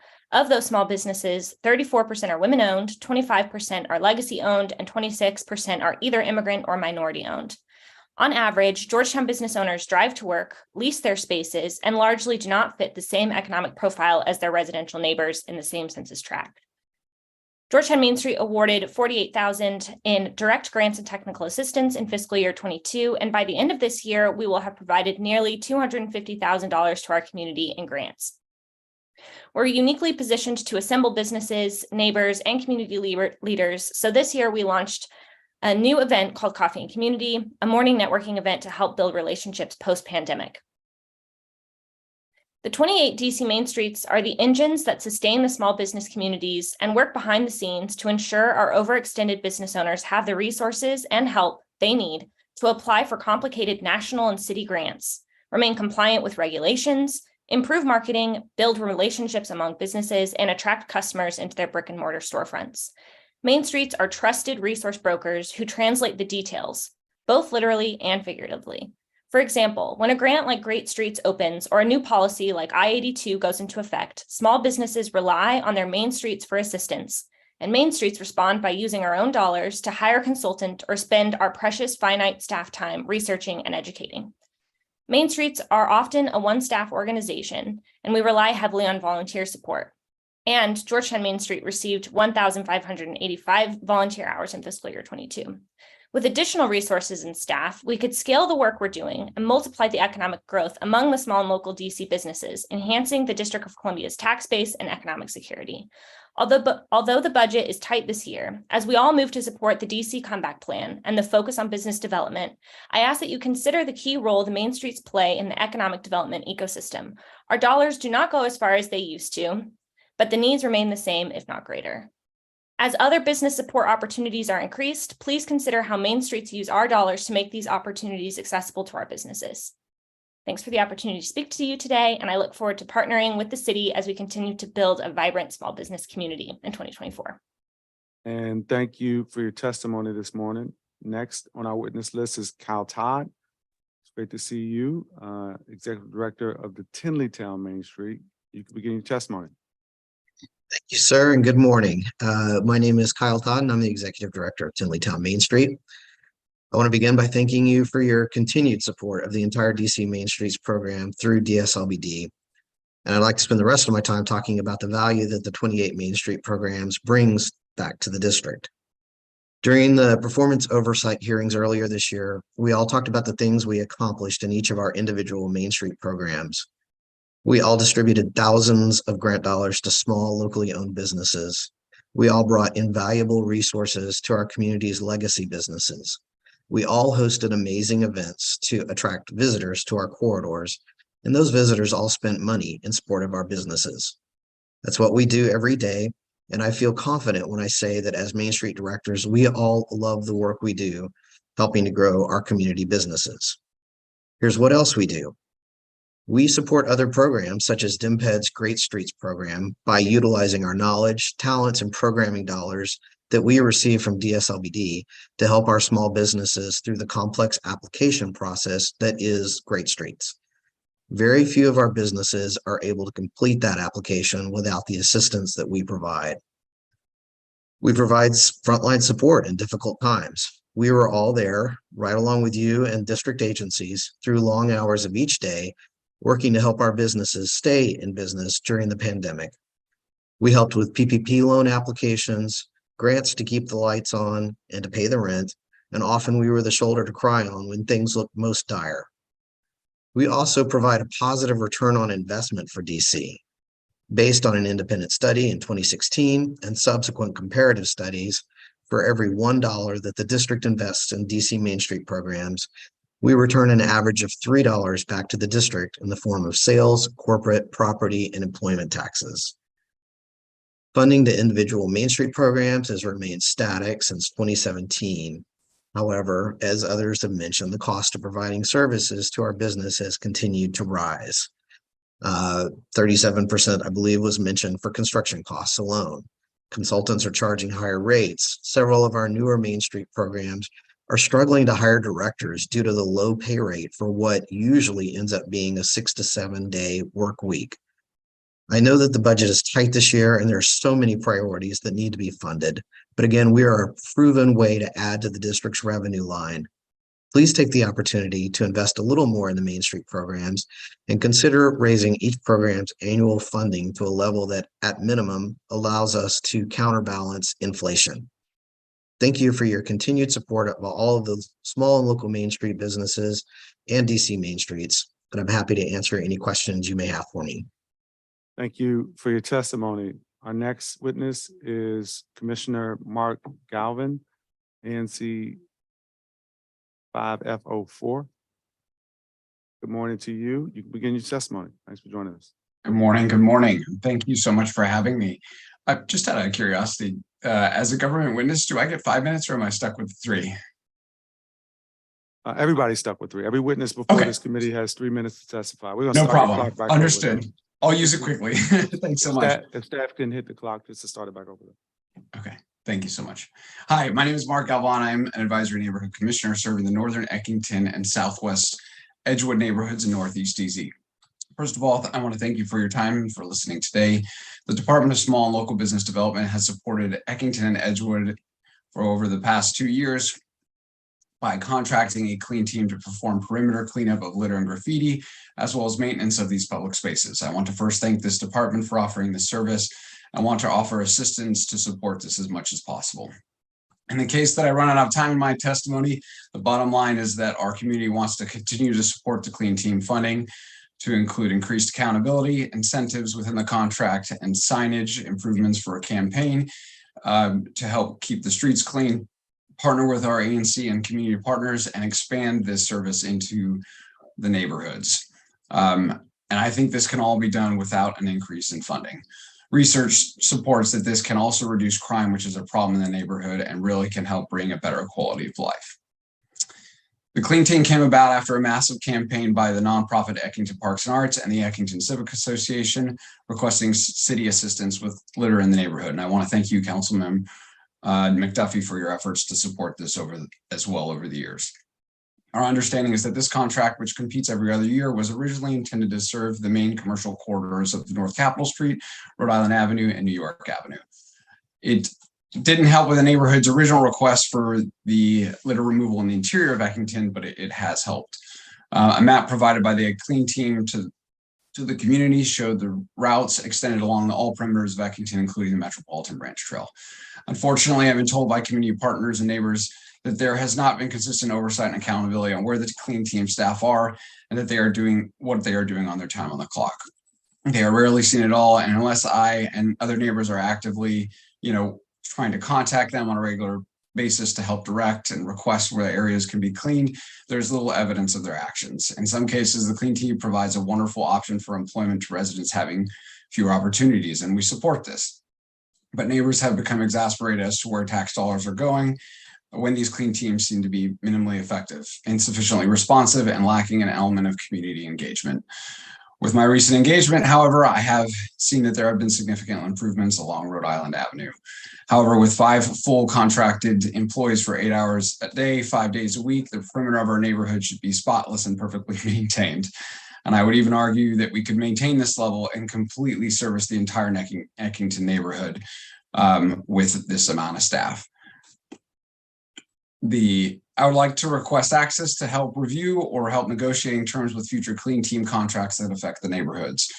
In the case of the neighborhoods, the litter is often the result of drivers on our major corridors throwing trash out the windows or stopping to shovel litter out of their vehicles. And I want to help be a part of this solution to develop a contract that can work for neighbors and work for the community.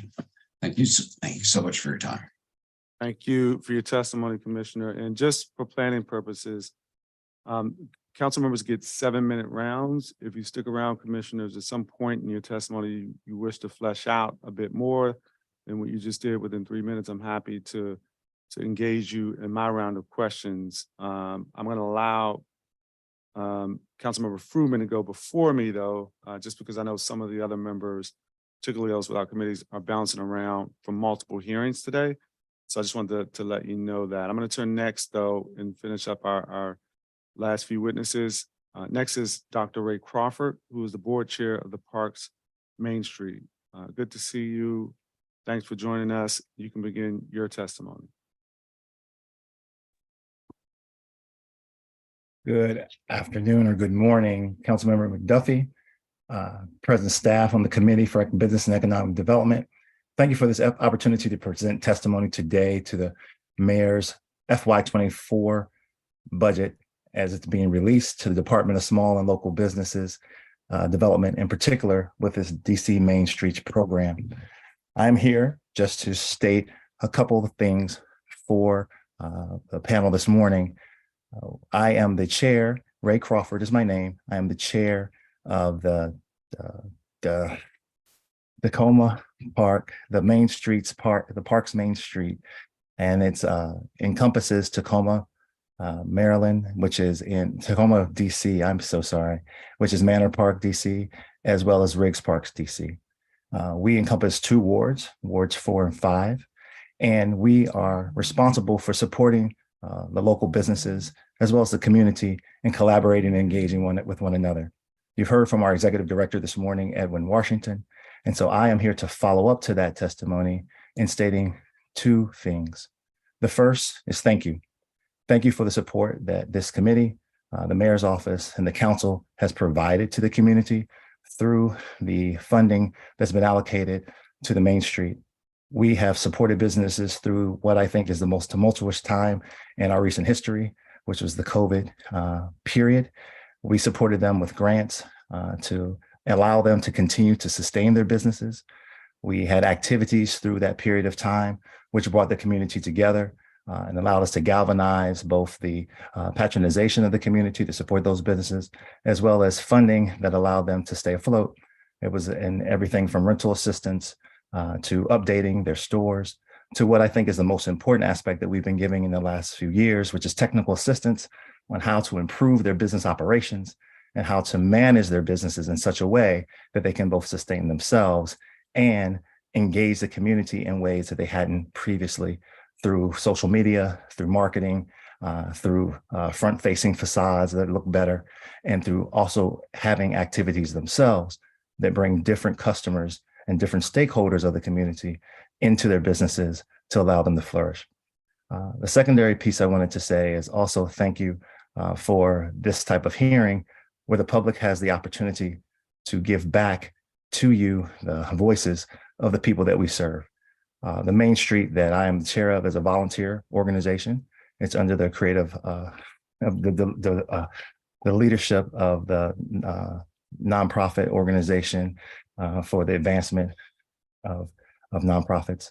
And we are comfortable in stating that we will continue to push forward with the community. We'll continue to have engagements that will make this one of the best communities in the city. And it also allows us to do something that's very unique. And that is having 2 wards come together to bring different factions of the community together, as well as to bring different business leaders together to move all of our businesses forward. Dr. Crawford, your time Yes. has expired. If you want to summarize so I can go on to the next witness. Yes, sir. Thank you so much. Just wanted to say thank you for the funding. We hope that it continues. We're happy that it's in this year's budget, and we hope that we can potentially have some increases in the future so we can continue to give back to the community. Thank you very much for your testimony. We're going to turn next to Marlene Berlin, President, Van Ness Main Street. Welcome, and you can begin your testimony. Thanks for being here. Thank you very much for this opportunity to provide testimony in support of Dslbd budget for FY24. I am Marlene Berlin, and in addition to board president, I'm also a founder of Van Ness Main Street. Our Main Street serves more than 120 small businesses on Connecticut Avenue from Van Ness Street to Nebraska Avenue. Van Ness Main Street is one of 28 Main Street programs across the city and has been critical to provide our small businesses with technical assistance, direct cash grants, and corridor promotion and events that have made Van Ness Main Street a destination. This funding has been life-sustaining for the businesses on our Main Street, and in particular for the smaller 36% minority and 20% women-owned ones through the pandemic. Over the past 4 years, Van Ness Main Street has invested nearly $730,000 programmatically on our corridor and includes 30% of private funds which we have raised. According to the National Main Street Center, every dollar invested by a Main Street program has a return of investment of nearly 20 to 1. None of this would have been possible without the critical support from Dslbd, that is the catalyst for our programmatic work. While we understand the current deficit scenario facing the city and recognize that cuts are needed, we ask the council to maintain the Main Street program's funding this year. We also want the council to understand that the DC Main Street program hasn't had a COLA adjustment for individual programs since way before the pandemic, while the grant requirements have increased on the administrative side, especially with additional insurance requirements, citywide events, and additional accounting costs. This has squeezed private dollars to cover the requirements. Also, Main Street executive directors are some of the most dedicated, expert, and creative leaders on the ground across the city. The current grant structure and funding level doesn't allow for a living wage in DC. Every year, we don't have a COLA increase for the Main Street program. The EDs are also squeezed. In a different year, we would be asking for an increase in funding for each Main Street program. This year, we ask the council to maintain the current funding as presented in the budget for the critical work. Marlene Berlin, your Provide. time has expired. If you want to summarize your testimony. Well, I just would like to say that if you find additional money in the supplemental funding becomes available at the end of FY 23 and 24, I hope some of that goes to the Main Street programs across the city. Thank you very much for your testimony this morning. Our next and final witness is Charlie Whitaker, CEO, Career Path DC. Thanks for joining us this morning. You can begin your testimony.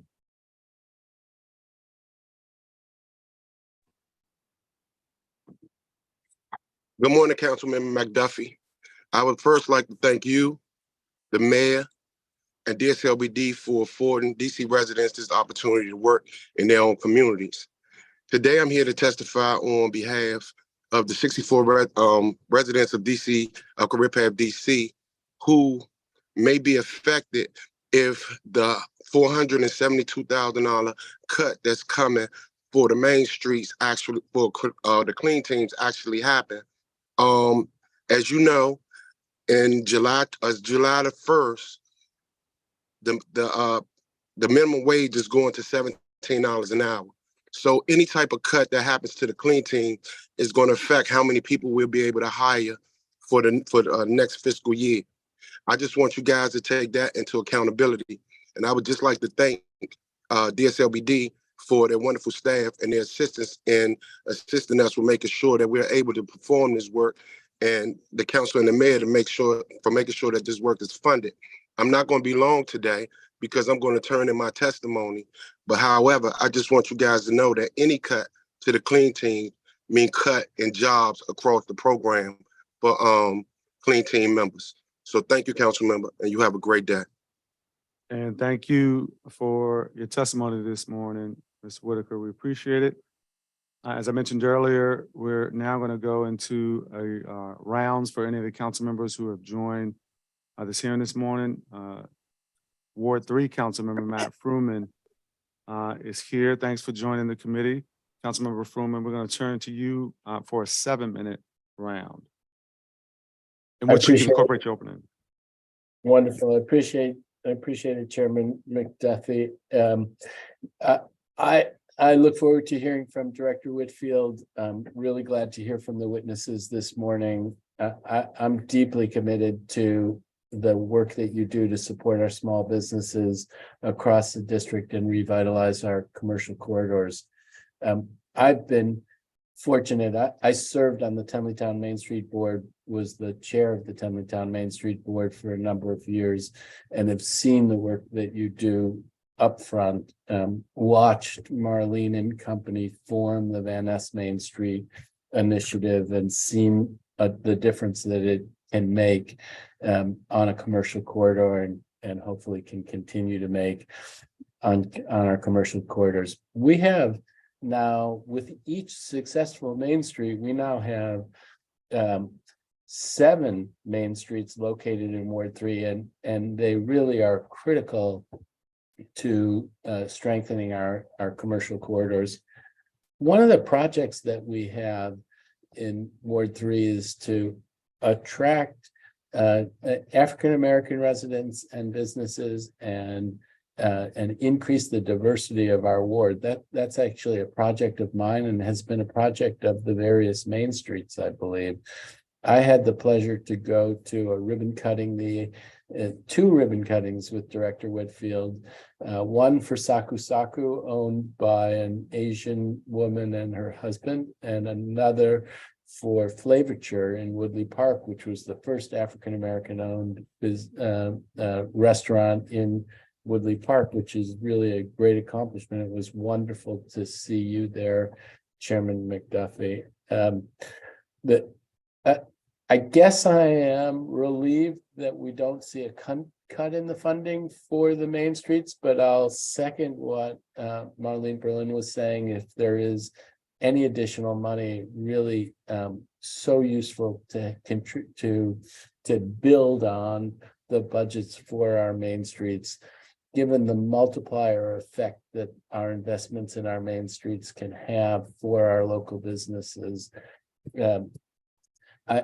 I am troubled by the proposed cuts to the Clean Team budget. The Clean Teams provide a really useful service. Mr. Whitaker, I've watched you over the years in the work that you've been doing, and it's really important work. And in the places that I've seen, Mr. Galvin, I hear you that you have your reservations about it, and I don't know that situation there.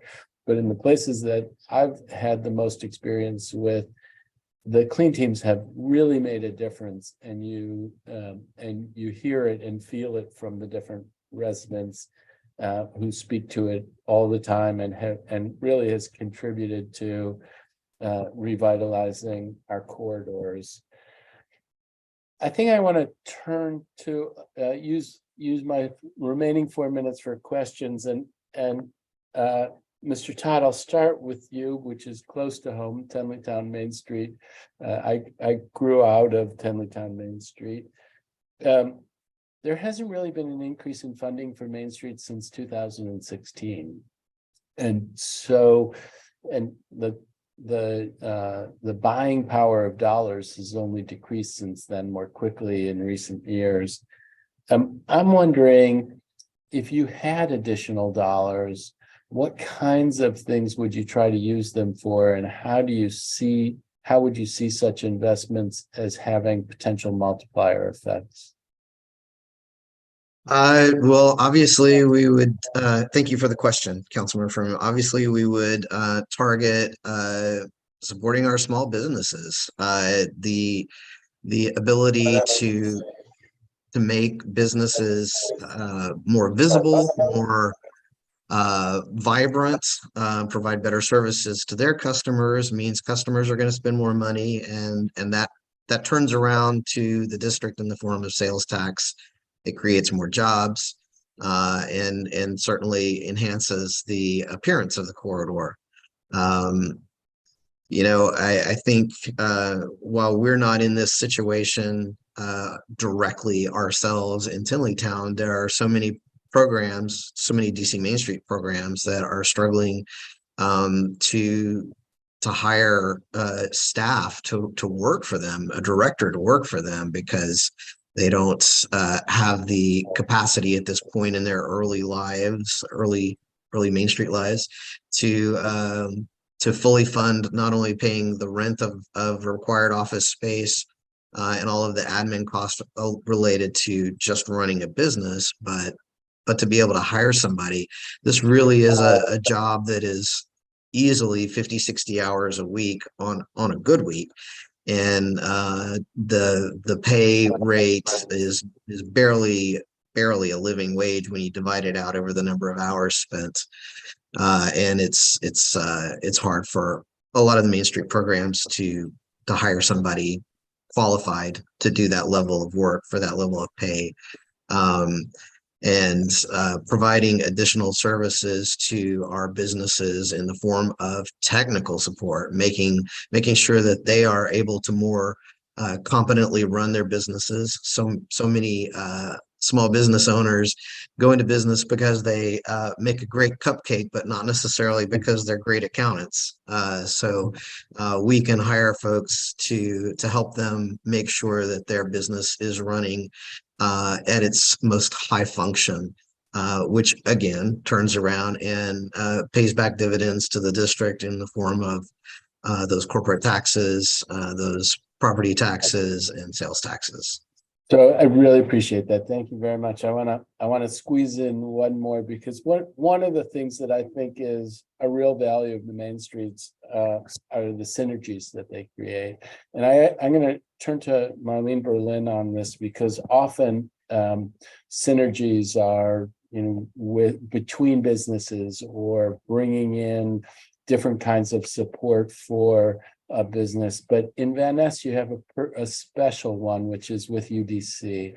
And I wonder if you can speak to how Van Ness Main Street has worked with UDC, and how there has been an effort, at least, for UDC to strengthen the Main Street and for the Main Street to strengthen UDC. I would be happy to speak to that. Let me get my video on. The UDC has been a very important partner to the Van Ness Main Street. They control a great deal of the retail space, and also presently vacant retail space.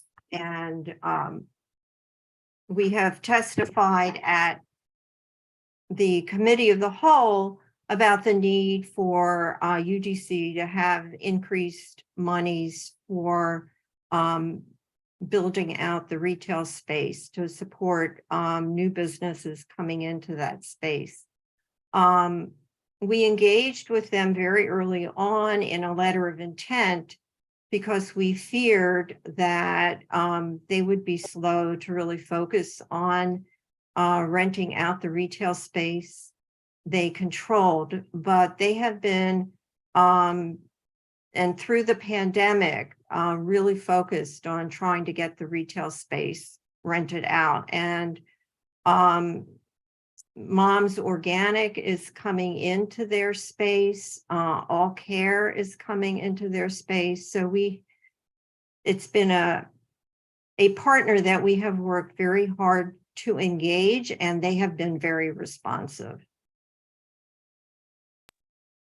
And well, thank you for that. And thank you for all the work that you've done, because this has been a project for a long time. UDC is a critical institution for the city and for the neighborhood. And in all my years in the community generally, I've not seen more constructive engagement and support for UDC than what I've seen through the Van Ness Main Street, which I think is really important for the Van Ness community, but also really important for the city as a whole. So thank you very much for your work. I have a flashing red clock, and Chairman McDuffie has been very charitable to let me go, but I need to stop now. So thank you all for your testimony. Okay, thank you, Matt. Thank you, Councilmember Fruman. And to the witnesses, I want to Commissioner Galvin, I know, start with you. I think there were some aspects of your testimony that perhaps you weren't able to cover in your oral testimony. Is there something you want to expound on in greater detail? Just briefly, and I thank you so much. I really appreciate you giving me some extra time here. I think we're huge proponents of the clean teams, and I think just the way that the contract is structured, and maybe the department that oversees it needs, some additional support. I think our community is open arms, wants to help with this. If we can, work with the contract, maybe develop incentive programs for this, or individual block captains for those 5 individuals, help them work with their neighbors, talk with them. Maybe there's a community survey that is created in which neighbors will fill it out, and if they get above a certain threshold, that those people get bonuses or how well that particular street was cleaned or done. I think that can go a long way to not just improve accountability, but have excitement about wanting to keep our neighborhood clean. And I think the more visibility, the more people get to know these people, that's what really matters. Let me ask and this. I think, yeah. You mentioned that in your testimony that you all had a map of the clean team. So you had a sense of which areas were outlined. And I'm speaking in part from memory, but we created that clean team for the area when I was Ward 5 council member, specifically because of some of the challenges around those areas. The clean teams, though, are commercial clean teams for the most part.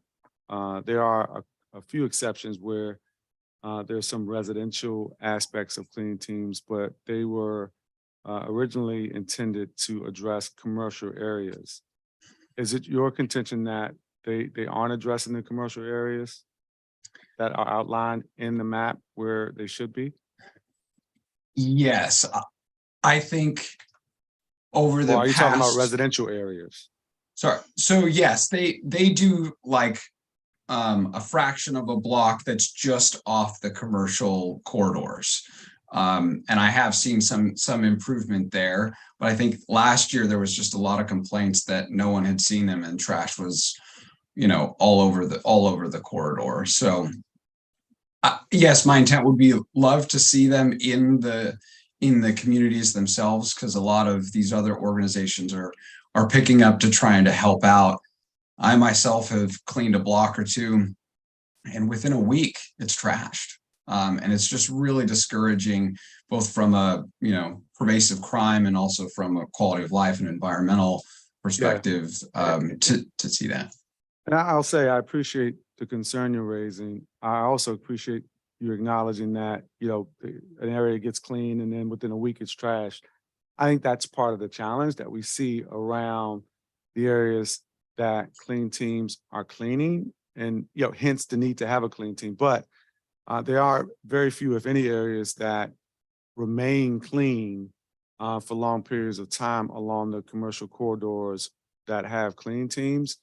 And one of the reasons that we included the funding for the Eckington Clean Team was because there was obviously a combination of concerns with trash and cleanliness, but also crime and violence. Hence the Cure the Streets resources that are included as a part of that community as well. So I just wanted to give you an opportunity to speak more specifically to some of your concerns. I really appreciate your testimony, and we're also happy to follow up. I'll ask Director Whitfield if she has any thoughts about what you raised. I will note there are a number of executive directors of Main Streets who provided testimony and raised concerns about increased costs that you all have experienced despite the budget for Main Streets remaining flat.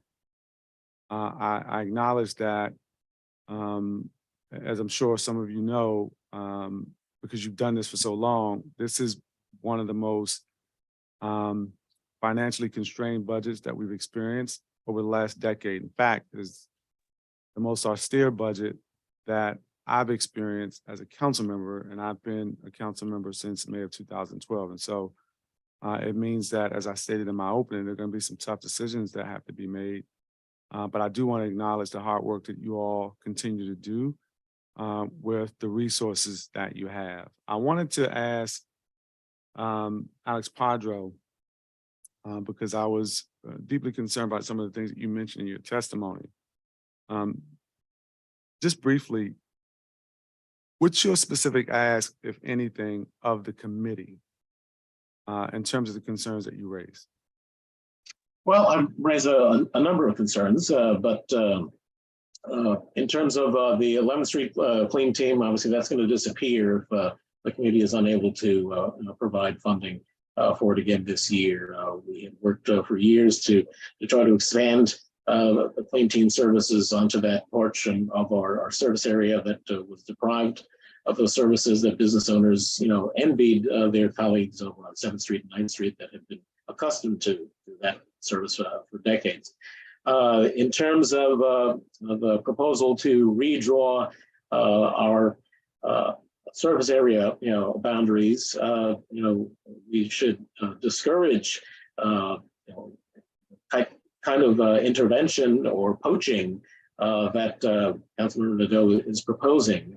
The reason that Main Street districts are based around commercial corridors and not arbitrary neighborhood identities and political ward boundaries is because there is the commonality of the businesses that are similar in nature and face similar challenges and opportunities by virtue of their physical locations. And when an organization like ours has spent now 2 decades, this is our 20th anniversary this year, working on creating an environment that allows businesses and development to flourish, and then to have a proposal like this basically swipe all of the benefits of years of work, just as development is getting ready to take off in that particular area, and as we're getting ready to launch a serious effort to start a business improvement district, which Dslbd previously has funded our exploration of as an evolution for Main Streets, and it's deeply troubling. So we would ask that the committee not honor such a request to redraw boundaries. Lastly, Go ahead. Yeah, no, the last thing I was going to say in terms of trying to balance the investments between downtown revitalization, great streets, etc. I think the fact that that Main Streets is such a proven return on investment, should warrant additional investment and equal treatment in terms of additional resources. Got it. Thank you for that. I want to just check in with Ward 3 Councilmember Fruman to see if you need another round. Still with us? Thank you very much, Chairman McDuffie. I'm good for now, but really want to thank all of the witnesses for their testimony work that they're doing. Thank you, Councilmember Fruman. I want to, Anwar Salim, if you're still with us, I think you were trying to express some final thoughts in your testimony. I want to give you the opportunity to do that briefly. No, I'm okay. The main thing I was concerned is the budget in H3, how we expanded years ago, and they promised us additional funding for Blakenburg Road and Benning Road. And we are doing a lot of work. The money that was originally allocated for H3, now we're expanding it to 2 other quarters. And the funding that was promised was not realized. And we are trying to make sure that we are not shorting H3 businesses for the 2 other quarters, that it has to be some equitable, it has to be something equitable somewhere along the way to make this work for all of us. Got it. Thank you for that. I want to thank each of the witnesses for your testimony this morning. We appreciate it here at the committee. We're going to transition.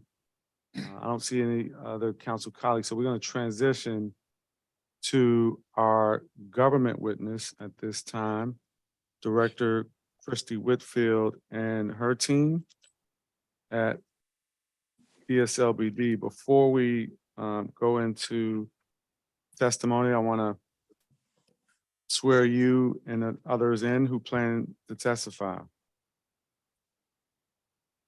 So if you and any of your team plans to testify could raise your right hand to be sworn in, we'll take care of that. Come live, come live. Do you each swear or affirm under penalty of law that the testimony you're about to provide before the Council of the District of Columbia and this committee is the truth, the whole truth, and nothing but the truth? I do. I do. Thank you very much. Director Whitfield, you can begin your testimony, and good morning to you. Good morning. Good morning, Chairperson McDuffie, other members of the council, the local business community, and residents of the District of Columbia. My name is Christy C. Whitfield, and I have the privilege of serving as the Director of the Department of Small and Local Business Development, also known as Dslbd. Dslbd's mission is to support the development, economic growth, and retention of district-based businesses, and to promote economic development throughout the district's commercial corridors. As a strong advocate for shopping small and supporting local businesses, I am honored to testify about Mayor Bowser's fiscal year 2024 Fair Shot budget. This budget puts forth the necessary and equitable investments that will allow the agency to continue to fulfill its critical mission of supporting the backbone of our local economy, the 79,000 plus small and local businesses, which employ over 250,000 persons, or close to 50% of district employees. We know that the Chief Financial Officer's latest budget projections have placed the district government in a position to make particularly arduous budgetary decisions. Despite this reality, the mayor's $19.7 billion budget furthers the district's real and tangible progress in the areas of equity and economic development. We are now able to focus on essential services, increase efficiency, create long-term sustainability, and excel in what every business owner is good at, the opportunity to be innovative. DSLBD's FY24 budget represents $21.6 million in local operating funds that will help us continue providing innovative programming, such as $1.4 million in capital funds, which include the equity investments of $600,000 for Dream Pitch program to support micro businesses east of the river, $300,000 to assist district residents, namely veterans and returning citizens entering the legal cannabis market, and $250,000 for the Aspire Pitch program, a proven resource for returning citizen entrepreneurs. With this funding, we will further our commitment to cultivating business owners citywide, with a special focus in those in underserved communities such as Ward 7 and 8 through the Dream Pitch. Earlier this month, we welcomed 40 new cohort members to the 8-week Dream Pitch program. With this funding, we will uphold our commitment to open doors for our justice-involved citizens as they prepare to reenter society. Since the launch of Aspire, DSLBD has helped over 140 returning citizens start and maintain businesses in the district. And this month, we welcome 25 new cohort members into the 12-week program. With this funding, we aim to provide assistance that has been out of reach for many in the legal cannabis industry due to the limitations of traditional lending institutions. By partnering with community lenders, we will be able to break down barriers and empower underserved individuals and businesses in this market. With this funding, DSLBD will continue to exceed federal-driven metrics for a one-on-one counseling through the DCP TAC. In FY22, we provided over 2,200 hours of counseling to prepare local businesses to compete for local and federal contracting and procurement opportunities in the nation's capital. With this funding, DSLBD will continue to bet on the talents and capabilities of our local businesses in the sports wagering space. To date, the agency has facilitated 22 certified business enterprises, CBEs, in securing or maintaining game-changing contracts with global and local renowned Class A and B sports betting licenses. With this funding, DSLBD will continue to leverage partnerships with sister agencies, such as the Department of Energy and the Environment, to carve out more opportunities in the sustainable marketplace. In FY23, we provided 40 CBEs with the necessary back office support and technical assistance to branch into this budding industry. This assistance was provided by fellow CBEs, furthering our DC values of supporting local businesses and building up other local businesses to succeed. With this funding, our Main Street program's boots on the ground efforts are significantly impacting local businesses by providing them with the necessary support and resources to thrive in their respective communities. We will also be able to continue to support our clean teams, which ensure that our commercial corridors remain clean, welcoming, and attractive to residents, visitors, and customers alike. Finally, with this funding, the agency will continue its priorities of building up successful businesses, opportunity-rich neighborhoods, and thriving residents, all benchmarks of Mayor Bowser's DC Comeback Plan.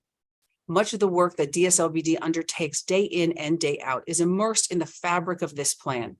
DSLBD helps to foster small and local businesses, which in turn offer services, goods, and employment to district residents. An example of this is the administrative funded Art All Night Festival. Across all 8 wards, Art All Night is a valuable asset to the small business community. Businesses have seen up to a 40% increase in sales, and with that added boost, our local businesses can support local economic development and promote a vibrant and lively atmosphere. As a result, our neighborhoods are able to foster closer-knit communities, and close-knit communities attract more residents and grow the population. As Mayor Bowser enters her historic 3rd term, this budget provides the necessary tools for our resident entrepreneurs to succeed. This is how DSLBD can ensure that this district continues winning and driving positive change in the city. And is also how we remain committed to meeting business owners wherever they are in their entrepreneurial journey. Lastly, I must thank the staff at DSLBD for their continued commitment to the small and local business community, and Mayor Bowser for her leadership and proposing these impactful investments in DSLBD's programs. Thank you, Council Member, for the opportunity to testify today. I look forward to answering your questions. Thank you for your testimony, Director Whitfield. I do have some questions for you about your proposed fiscal year 2024 budget. And I want to begin by talking about what appears to be a slight increase in the innovation and equitable development of $35,000. I'm just so curious as to where things are with those funds and how you plan to use that in 2024. I think that those, I'm looking for it here, 33. We have not made dramatic changes to the InnoEd department, but I think this is where, we've done a few things to move, we've moved a few things around. Our staffing numbers for InnoEd have remained the same year over year. We have an amazing InnoEd team. Let me look. Let me ask Sarah the specifics of this change. Well, I mean, it's fine. While he's doing that, we can move on. I just wanted to get your thoughts about it. I also want to ask about just overall, do you feel like the budget that has been proposed by the mayor provides all the resources you need to continue the agency's efforts to assist specifically minorities owned and women owned businesses in the District of Columbia? I do, Council Member. Okay. And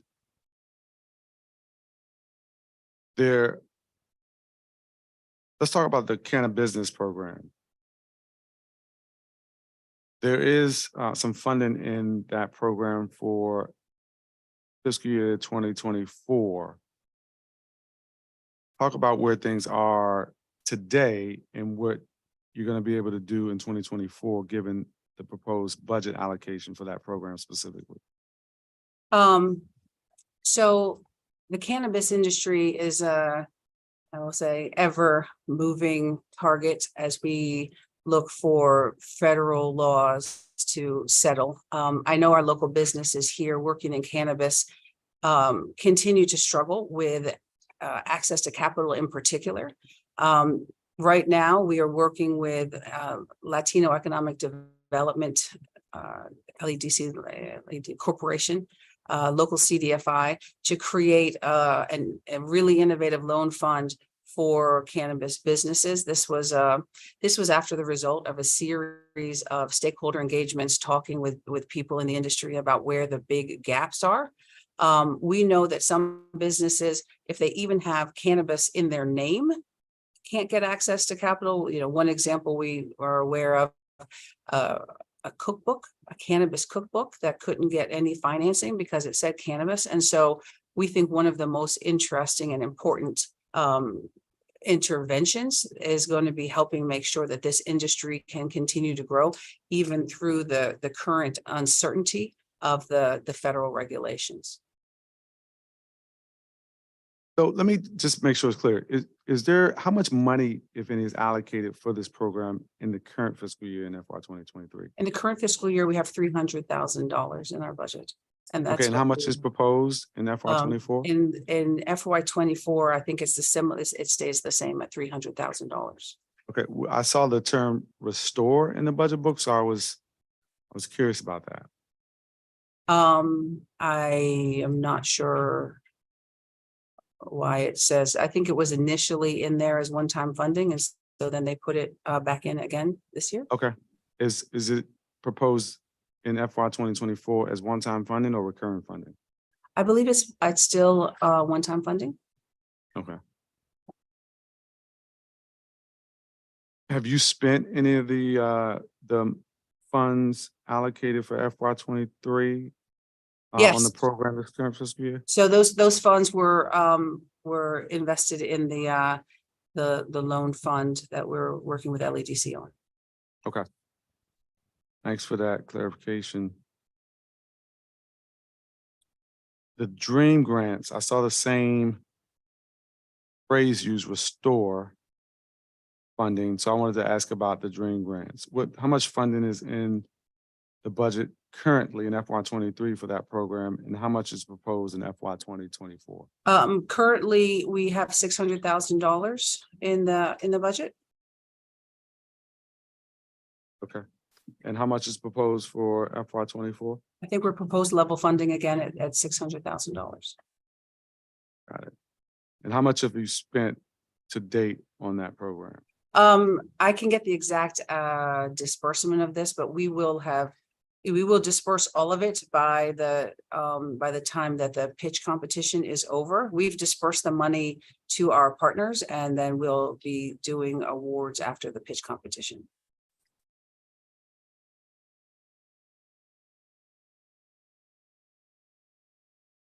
Thank you for that, Director Whitfield.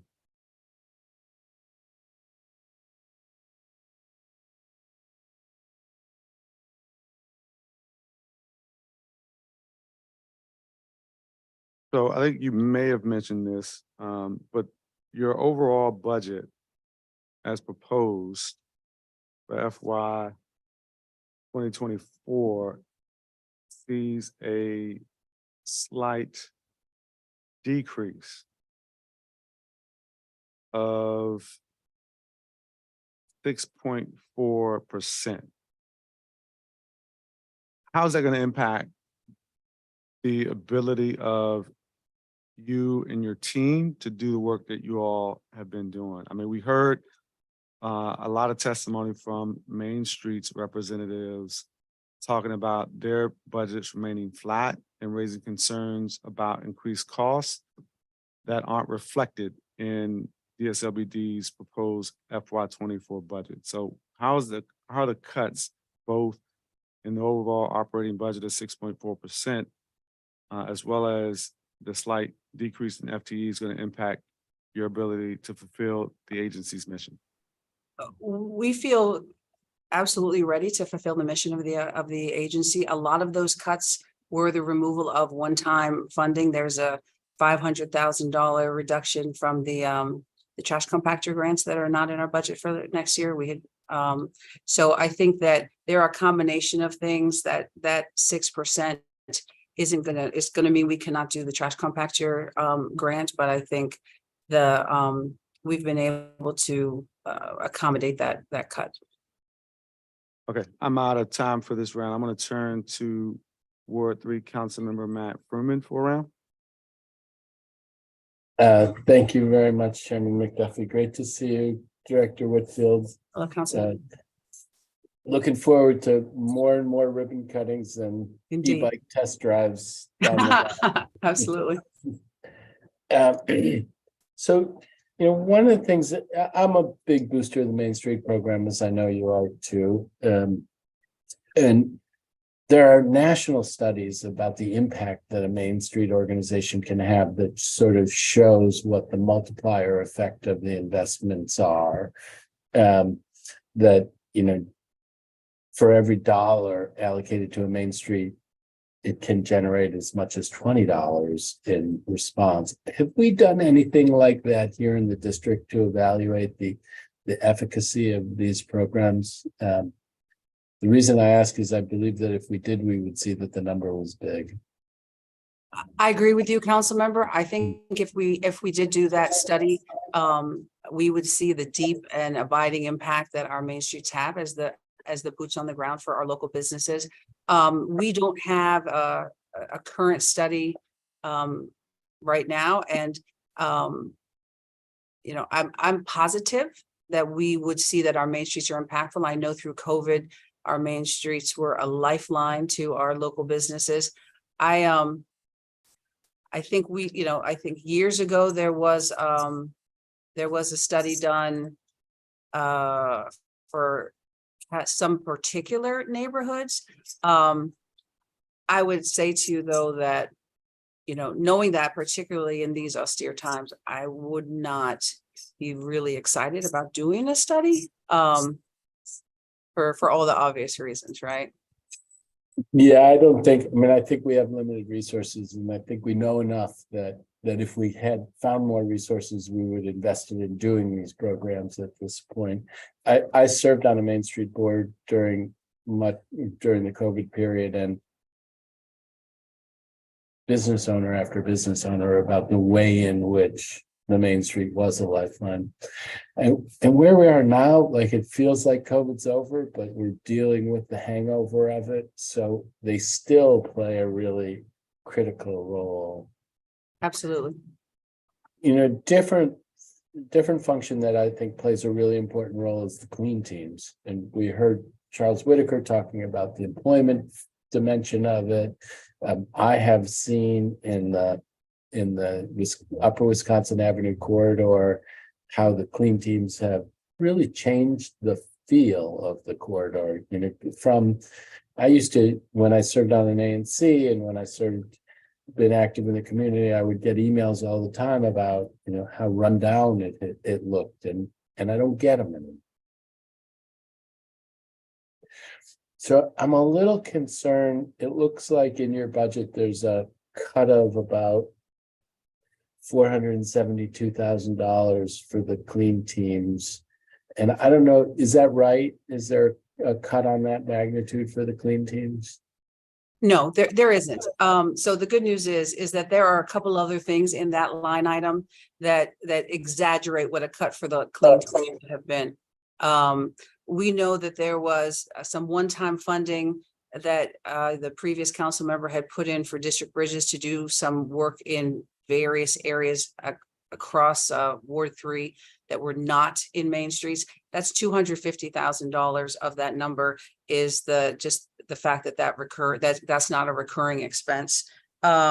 We had a few other sort of one-time cuts that and one-time programs that were not in there, but it is not it is not that level of a haircut to the clean teams. Is that right? Okay, well, that's a comfort, and I mean, it's a comfort in part because a nominal haircut is particularly painful. Correct. Because of the buying power, and and the clean teams are right on the front edge of this, as Mr. Whitaker was saying. The minimum wage is going up significantly.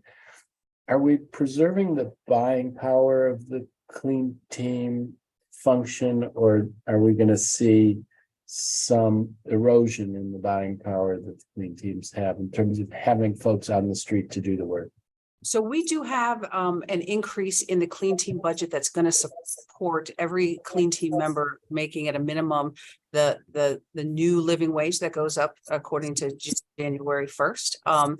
So I would say that, while in some of those minor expansions that weren't included, and I think you heard Alex Padro speak to that, I would say that for the 177 clean team members that are currently part of this program, no, we will not see a cut for them, and they will continue to earn a living wage even when those rates go up.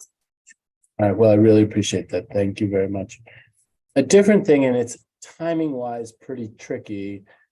I have submitted legislation to create a bid in Friendship Heights that would be in partnership with a similar kind of institution on the Maryland side of the border. And there isn't anything in the budget relating to that, or it's not obvious where the bids are listed. Actually, there's some bids that are listed that don't exist anymore. Do you know if this budget is intended at this point to support a Friendship Heights bid? So I know we did get that application this week. So we don't need a budget figure for bids, because once the bid is certified, it's its own tax generating entity. And I know that we are going to be working with with Natalie and other interested parties to go through the information that was sent to us, and then the next step is having a hearing so that they can become a bid, and then they can begin generating that revenue. So I'll just put on the record, so the chairman is listening and watching the clock. I mean, one of the things we may see is a need for carryover funding. I think Councilmember Che got funding for the Friendship Heights Alliance for until the bid could be stood up. And now we may need a little bit more funding because the function they're playing is really, really important in Friendship Heights. And Friendship Heights is an enormous opportunity for the city to capitalize on development opportunities, revitalize the commercial area. Chairman McDuffie, can I just ask one last question and then I'll be out of your way for a while? I would say without objection, except there are no other council members on except me. So please go ahead. So, and this came up because of the discussion of the cannabis industries, and we had an episode last week where a handful of children at Key Elementary School consumed gummies, and then found them, went to the hospital. And so it's a scary thing, and it's not the only time that kind of thing has happened. And I'm just wondering, I understand that it's interest in and supporting this industry, but what kinds of things do you think about as ways of protecting children while we're doing that? I mean, we're seeing businesses that are in this marketplace quite close to schools, and people are raising with me products that look like candy. How are you seeing that issue? Because it's a thing that in the last week I'm hearing increasingly about. Well, thank you for the question, Council Member. As you and I have discussed, I'm the mother of school-age children, and so I think none of us are happy to hear when those sorts of things happen. I do know that ABCA, which is now the former ABRA, is now called ABCA because the cannabis has been inserted into their name.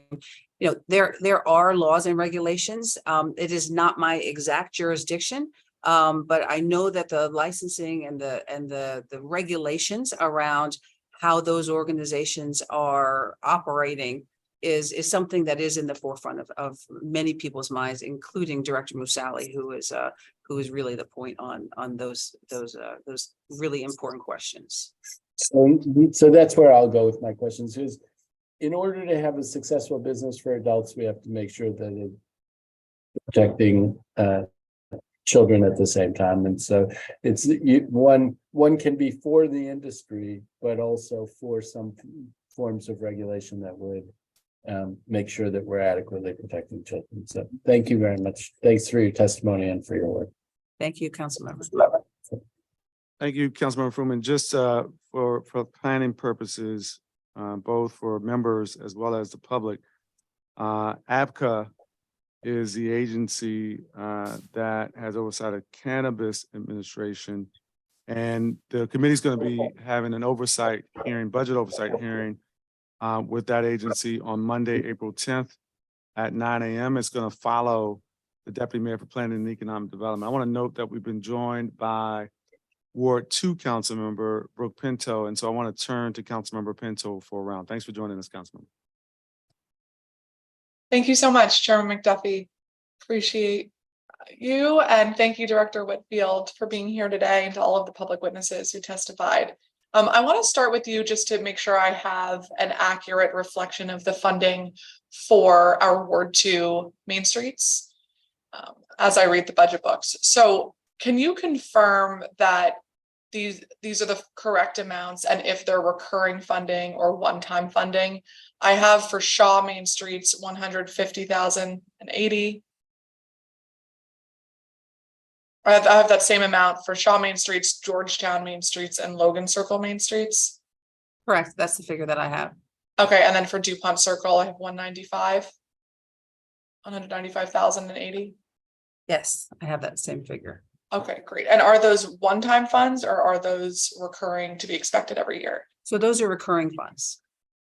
Okay, great. I'm so happy to hear that. Is that a change this year from previous years? So the way that it happens, I think in the first year, it comes in as one time, and then I think it got transferred over to recurring funds in this fiscal budget, or perhaps the previous year. I think a lot of the main streets see that they come in initially as one-time funding and then get moved over to recurring funding. Okay. Well, I'm happy to hear that about recurring, because I know this has been a request for several years from some of our main streets, so that they can plan accordingly, as you know, and hire and plan their budgets. As inflation costs and other factors rise and there are more needs for our main streets, I think we're seeing an uptick in a lot of the assistance our main streets are providing, both with cleaning services, but also helping our businesses apply for other grants and things that have become available through Dslbd and Dmped and others. How will the main streets and the businesses they serve be impacted by the funding levels being maintained this year from last year as opposed to being increased? So I think it's a great question, and I think it's on a lot of people's minds, as you heard from earlier testimonies. We know that across the country that the Washington, D.C. main streets are funded at higher levels than any other urban area. We also know that the funding is never intended to be the lone source of funding, that the main streets also are responsible for fundraising. I think that, the efforts of the main streets are undeniable. But if you compare a Boston Main Street to a DC Main Street, the Boston urban areas get $70,000 each. So I think that this mayor's budget really leans into the value of the main streets, and that the main streets are able to be extremely, high functioning and impactful. I understand the concern with level funding. I think we all know the fiduciary situation that we're in. And I think that our main streets are well equipped to handle the need. Okay, well, thank you so much. And I think it is interesting to look at other cities and how DC really is a leader in the main street space. I don't have the number before me right now. I saw it the other day, but I think in Boston in particular that you mentioned, the mayor just announced that she was making a major investment in expansion of the clean teams for multi-millions of dollars, I believe. And so I'll find that number for you, but I think that gave me hope that other cities are kind of seeing this model and the benefit of it, and how worthwhile of an investment it is. Yes, the main concert. Oh yeah, okay. No, okay. Well, why don't I ask you this, and you can say your comment coupled. I do want to ask you about the study to establish a new Main Street or business improvement district in the Foggy Bottom, West End area, which is a real need, and something that residents and businesses in the community have been asking for. And so last year, as you know, we established a study to determine what the best path forward is, if it would be a Main Street or a bid. Can you provide a status update on that study and how this proposed budget will enable us to implement whatever the recommendations are of the study? Sure. So we put out a solicitation to compete for that study. John Stover and Associates won that study, and they have begun the work. They have begun the work on answering some of these important questions for the Foggy Bottom. They're hoping that this summer we are able to sort of have that study in our hands and contemplate the lessons learned. Okay, exciting. And then what will happen once those recommendations come? Does this budget enable you all to move forward with the establishment of a new entity to help support the businesses in the corridor? So currently it does not. Like the study is going to make a bunch of recommendations, and then depending on what they say, the process for a bid and the process for a Main Street are dramatically different. But I think that I think is really important, and I appreciate, Councilmember, you putting this money in our budget to have this conversation, because I think, making sure that we start with the end in mind is going to be not only important in Foggy Bottom, but then I think also important in other, neighborhoods, around both the city and potentially the region or the country, to say, what questions are we asking at the front end to make sure that we're putting the types of supports that the corridors really need into effect, and basing that not on, insufficient, thought, but really based on tangible, concrete engagement. And so I think John Stover was an amazing person to win this competition because he's got both, DC Main Street experience, but also is a well-known national expert in the Main Streets. And so I think we're going to really have a really important document and plan laid out for us. Okay. And just brief follow-up on that. If the recommendations propose that a business improvement model may be best, and of course want to make sure that the community is involved in that process if that's something they would like to move forward on, is that something that you all will need initiation funding for, or through the bid tax system, it could become self-sufficient? No bid is going to be self-sufficient until it actually becomes incorporated. And, a council member Foreman would, is experiencing that right now. So I think that once it's a tax generating entity, then it shouldn't necessarily rely on any additional funds. But, again, those contemplations are really sort of ahead of us. We don't have a guess of which way is going to go, which way this is going to go. But we have seen in other bids that it is a bit of a multi-year process by the time you get, the signatures and the definition of the boundary and, all of the kind of mathematical contemplations about representation. It's hardly ever, it's usually at least a 2-year process. Okay. Well, thank you so much, Director. I'm out of time this round. We will come back and ask some more questions. Okay. Thank you very much, Chairman McDuffie. Thank you, Councilmember Pinto. Director Whitfield, just picking up on the clean teams, are there the same amount of clean teams in the proposed FY24 budget as exists today in the FY23 yes. budget? Yeah.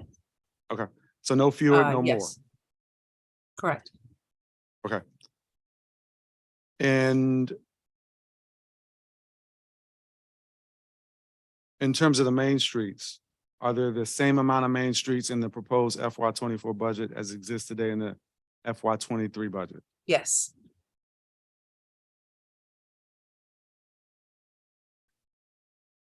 Okay. Councilmember Pinto covered the Foggy Bottom study, so I won't ask that again.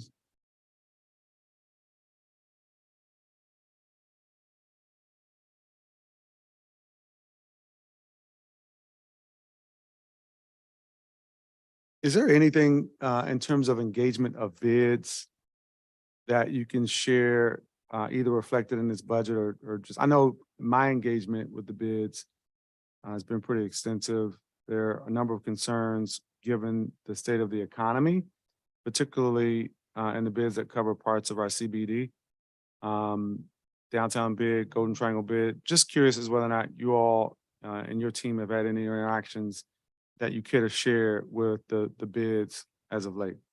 Sure. We engage regularly with the bids. I think you may remember, council member, that we worked with the Golden Triangle bid for the Grow Golden program that was helping to match make spaces for local makers and vacant spots and property owners. We know that, and this is not I'll make a brief mention of this, but this is a DMPED program where we're doing a lot of technology investment in the Golden Triangle area. The downtown bid, we were a co-sponsor of the Black on the Block festival that was there last year with 90 Black-owned businesses in Franklin Park. We know that activating the downtown area was important in our partnership with the MLK Library and also through our Art on Night activities, helping to look at what the needs are around vibrancy. We don't, as I had mentioned earlier, we do not fund bids, but we see our bids as essential partners in the work that they do. I have, met with boards of bids. I'm engaged with the Southwest Waterfront bid. I spoke at the annual meeting for the Mount Vernon SID. So I think that, we certify them, but then they also are doing a lot of important and relevant work that cross fertilizes across a few areas of government. Sure. and so- And I know that there are, I don't mean to cut you off, but I know that Yeah. there are many cases where there are specific funds that support bids. It shows up not in your budget, but in the budget of the Deputy Mayor for Planning and Economic Development. I just wanted to give you an opportunity to touch on just some of the work that you do in partnership with the bids. Let me, though, pivot to capacity building. The budget looks like it's seen a decrease of about 36% from that area of your budget for FY '24. What does that represent in terms of programming and agency performance? Let's see here. Is that top 3 or 4?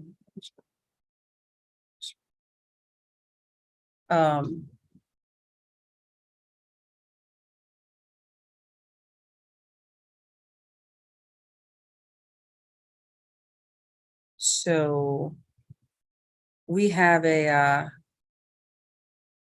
we have some one-time reductions there. There was $150,000 in Friendship Heights. We had a reduction of the $58,600 to the Tacoma bid, and a one-off for the restroom pilot in those line items. Okay. The restroom pilot. How much was that? That was decrease? $45,000. Recurring? Yes. So was there ever any, did you all ever start implementation there or no? We did. We were working with the partners and actually also with the downtown bid to find sort of viable partners to help create access to restrooms. So I know that was you know, it was a bit of a challenge, honestly, because a lot of locations were were a bit hesitant to be mistaken for providing levels of services. So it turned out that the best partnership was trying to work with the downtown homeless service center that the downtown bid was already doing. So we did make some inroads there. Okay. And Did the pilot conclude? No, the pilot did not conclude, but I think you know, I don't think this is a sort of thing that is going to, you know, conclude. This is a need that continues. It's, you know, we'll continue to figure out ways to, you know, to work with the downtown bid. So is the, Wait, is the Councilmember, you know idea? what? Let me say, I misspoke. Okay. My team is just telling me that piece, it was a reduction in the funding, but not an elimination of that funding. Got it. Okay.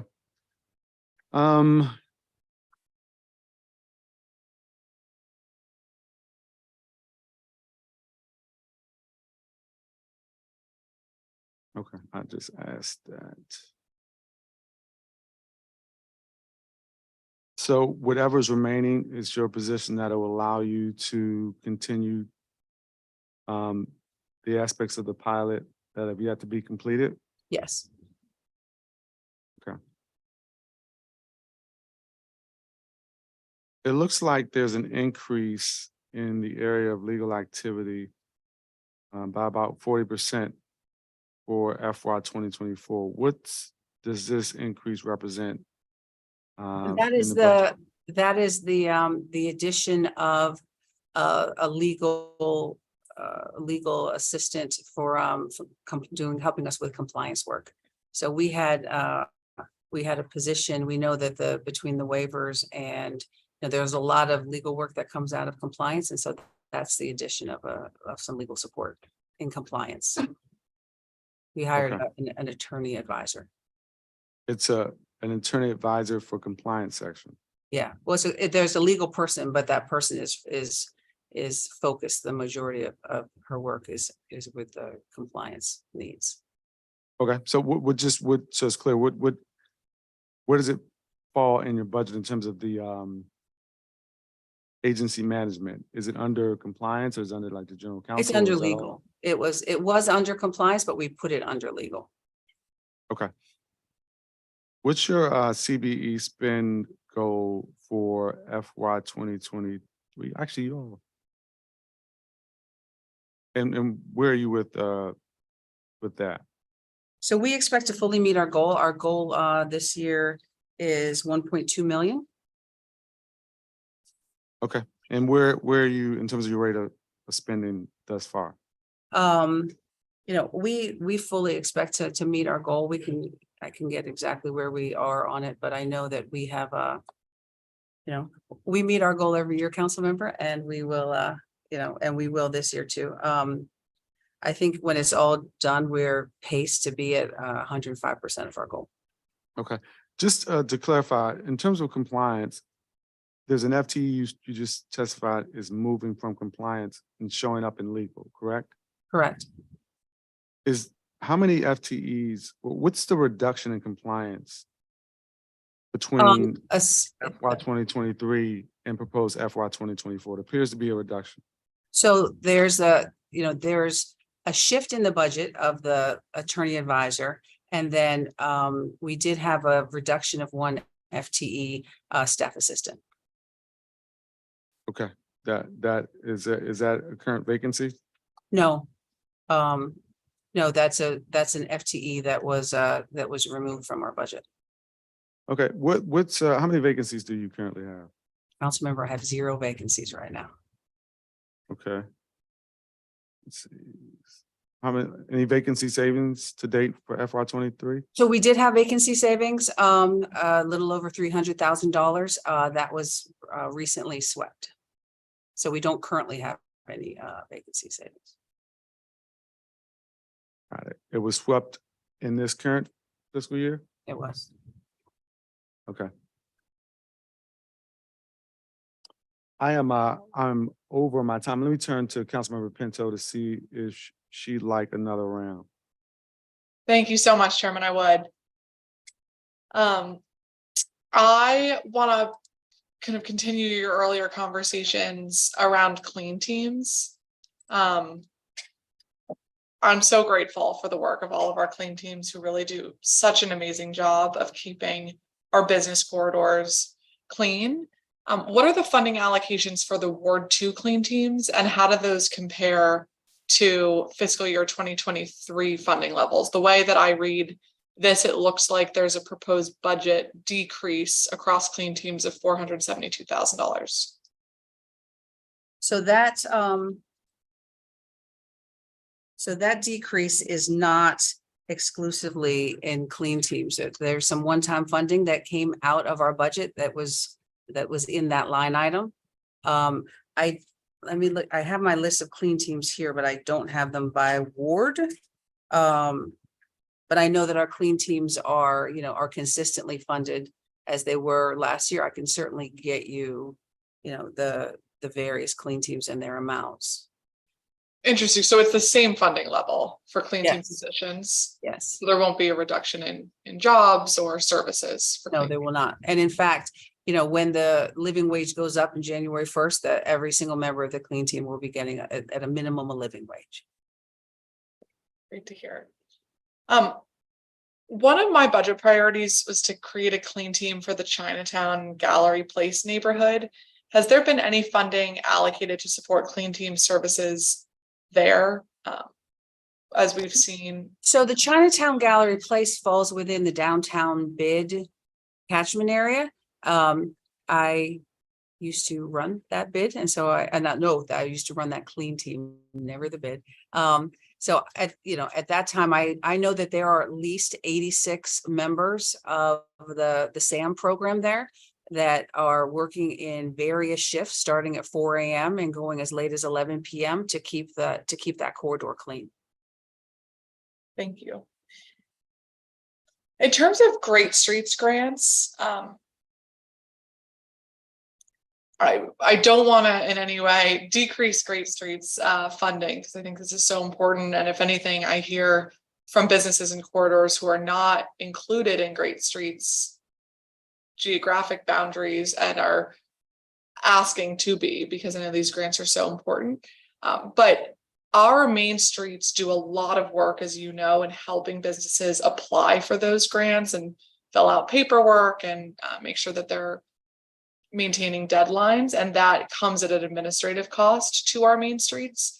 And so curious your thoughts on allocating any portion of Great Streets funding to help with administrative costs so that our main streets can better provide that service and not use their already very limited budget to do so.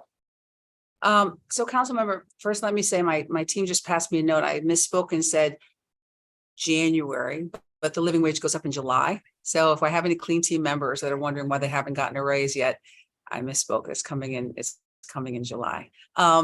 You know, the Great Streets program is super popular and run by Dslbd, not by us. And so, you know, we work, of course, very closely with Dslbd on this. I would say, you know, it is a regular source of funding across a lot of corridors, and helping different businesses look for that is, you know, is one of the most important things that our main streets have done year over year. I'm not sure that additional funds for that portion, you know, I'm not sure if, you know, what would you do? Would you reduce the amount of grant money to pay main streets to help people get money? Like, that's not a good look. And so I'm not sure about that, council member. I know that our main streets do a lot of training and technical assistance, and that's what they're there for.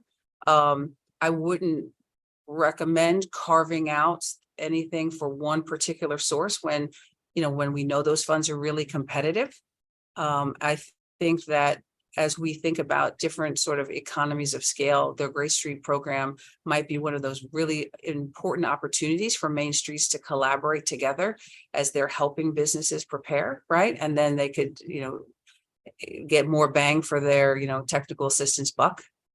But I think that, you know, I would not be enthusiastic about additional administrative support for one particular grant program. Okay, no, I appreciate your thoughts there. I mean, I think when framed that way of taking money out to help people get money, it sounds a little bit backwards, but there are a number of Dslbd grants that have a carve out for administrative costs on the Dslbd side. And so I don't think it's actually that out of bounds with kind of what we see in other contexts for consideration, especially in a tight budget year, as we want to make sure that businesses who need this support are empowered to get it. Yeah, I think that, you know, all of the support and the resources on obviously dc.com, you know, show the depth of the mayor's commitment to helping us get through this commitment. And I imagine that many innovative and, you know, tenacious main streets would, you know, be interested in applying for some of that support. And I think they'd be good at it. Yeah. Okay. Okay. Thank you. And then restroom pilot. A network of public restrooms accessible to residents and tourists is really core to my hope in a revitalization of downtown and making sure that downtown is vibrant and inclusive. And I was very disappointed to see a reduction in funding for this pilot in the proposed budget. You noted in your conversation with Chairman McDuffie that there was a reduction, not an elimination. Can you confirm what funding remains in the FY24 budget to continue this pilot and what that funding will allow you to accomplish? Because as you may know, I introduced a broader public restrooms bill to provide public restrooms throughout our city in all our 8 wards, and having our bids be partners in maintenance of those public restrooms. But at the very least, I'd like to see this pilot get off the ground so we can keep moving towards the direction of having access to what all of us have in common, which is the need to go to the restroom from time to time in our city.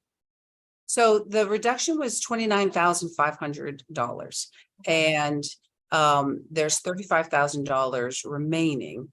I don't know that it will have a big impact on the impact of the pilot. I think the most important thing that we are learning about this, you know, is the confluence of a lot of needs and interests, right? Because it is super easy. I'm a former business owner, and it's super easy to say to a coffee shop or what have you, hey, will you allow tourists to use your restroom? But I will tell you, I have had many, many conversations with business owners who have been asked to do a level of, behavioral support for people who are homeless, who are using the restrooms for, for other sanitary reasons, or who are, dealing with different substance abuse issues. There's a business on 8th Street that says whenever this person comes in, they lock themselves in the bathroom, they're doing drugs, they're being extremely disruptive. It's terrifying. People don't want to bring their kids here. So I think that the restroom pilot has a lot of challenges around it because of the multiple people that are looking to be served. And I think one of the biggest lessons in this first year was that, our baristas are not trained in behavioral support. And it is making that connection difficult for some business owners to want to put a sticker on their door for a nominal level of money. And so, this is one of the reasons that digging in on the relationship with the downtown bid and the homeless service center made a lot of sense. But I think that's a longer answer, but to say, we are continuing to try and attack these issues, which we know are issues that are citywide, and are going to require, a complex solution.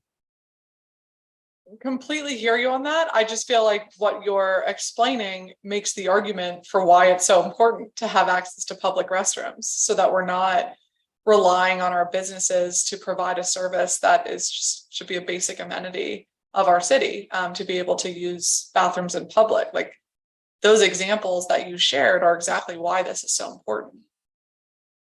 No, I think that's right. And I think we're going to learn a lot, and we need to think about, I know there's some very innovative models in Europe about ways to, help create this service. This is to study it and to look at the interest, but then I think the next step will be, a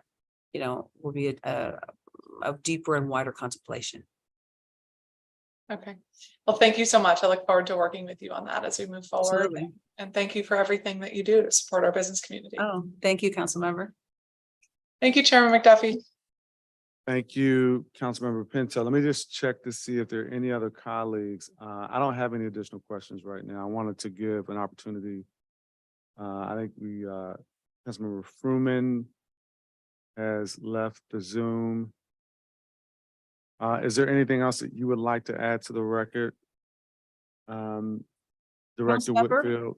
I want to thank the mayor for her leadership in these austere times. I want to say it's a pleasure to continue to work with you and the entire committee on these really important issues for small business. And then last but absolutely not least, I want to thank the best team in district government, my team here at Dslbd, for all the great work they do day in and day out. Just to be clear, Councilmember Pinto, did you finish your line of questioning? Did you need another round or? I did. No, I'm all set. Thank you very much. Okay, thank you. And thank you, Director Whitfield. I don't have any additional questions at the moment. I want to thank everyone, all the public witnesses who took the time to testify today, as well as the government witnesses. This marks the end of today's budget oversight hearing. The committee will convene again on Monday, April 10th, 2023 at 9 a.m. for its budget oversight hearing on the Office of the Deputy Mayor for Planning and Economic Development, as well as the Alcoholic Beverage and Cannabis Administration. The time is now 12:21 p.m. and this hearing is adjourned. Thank you, Councilmember.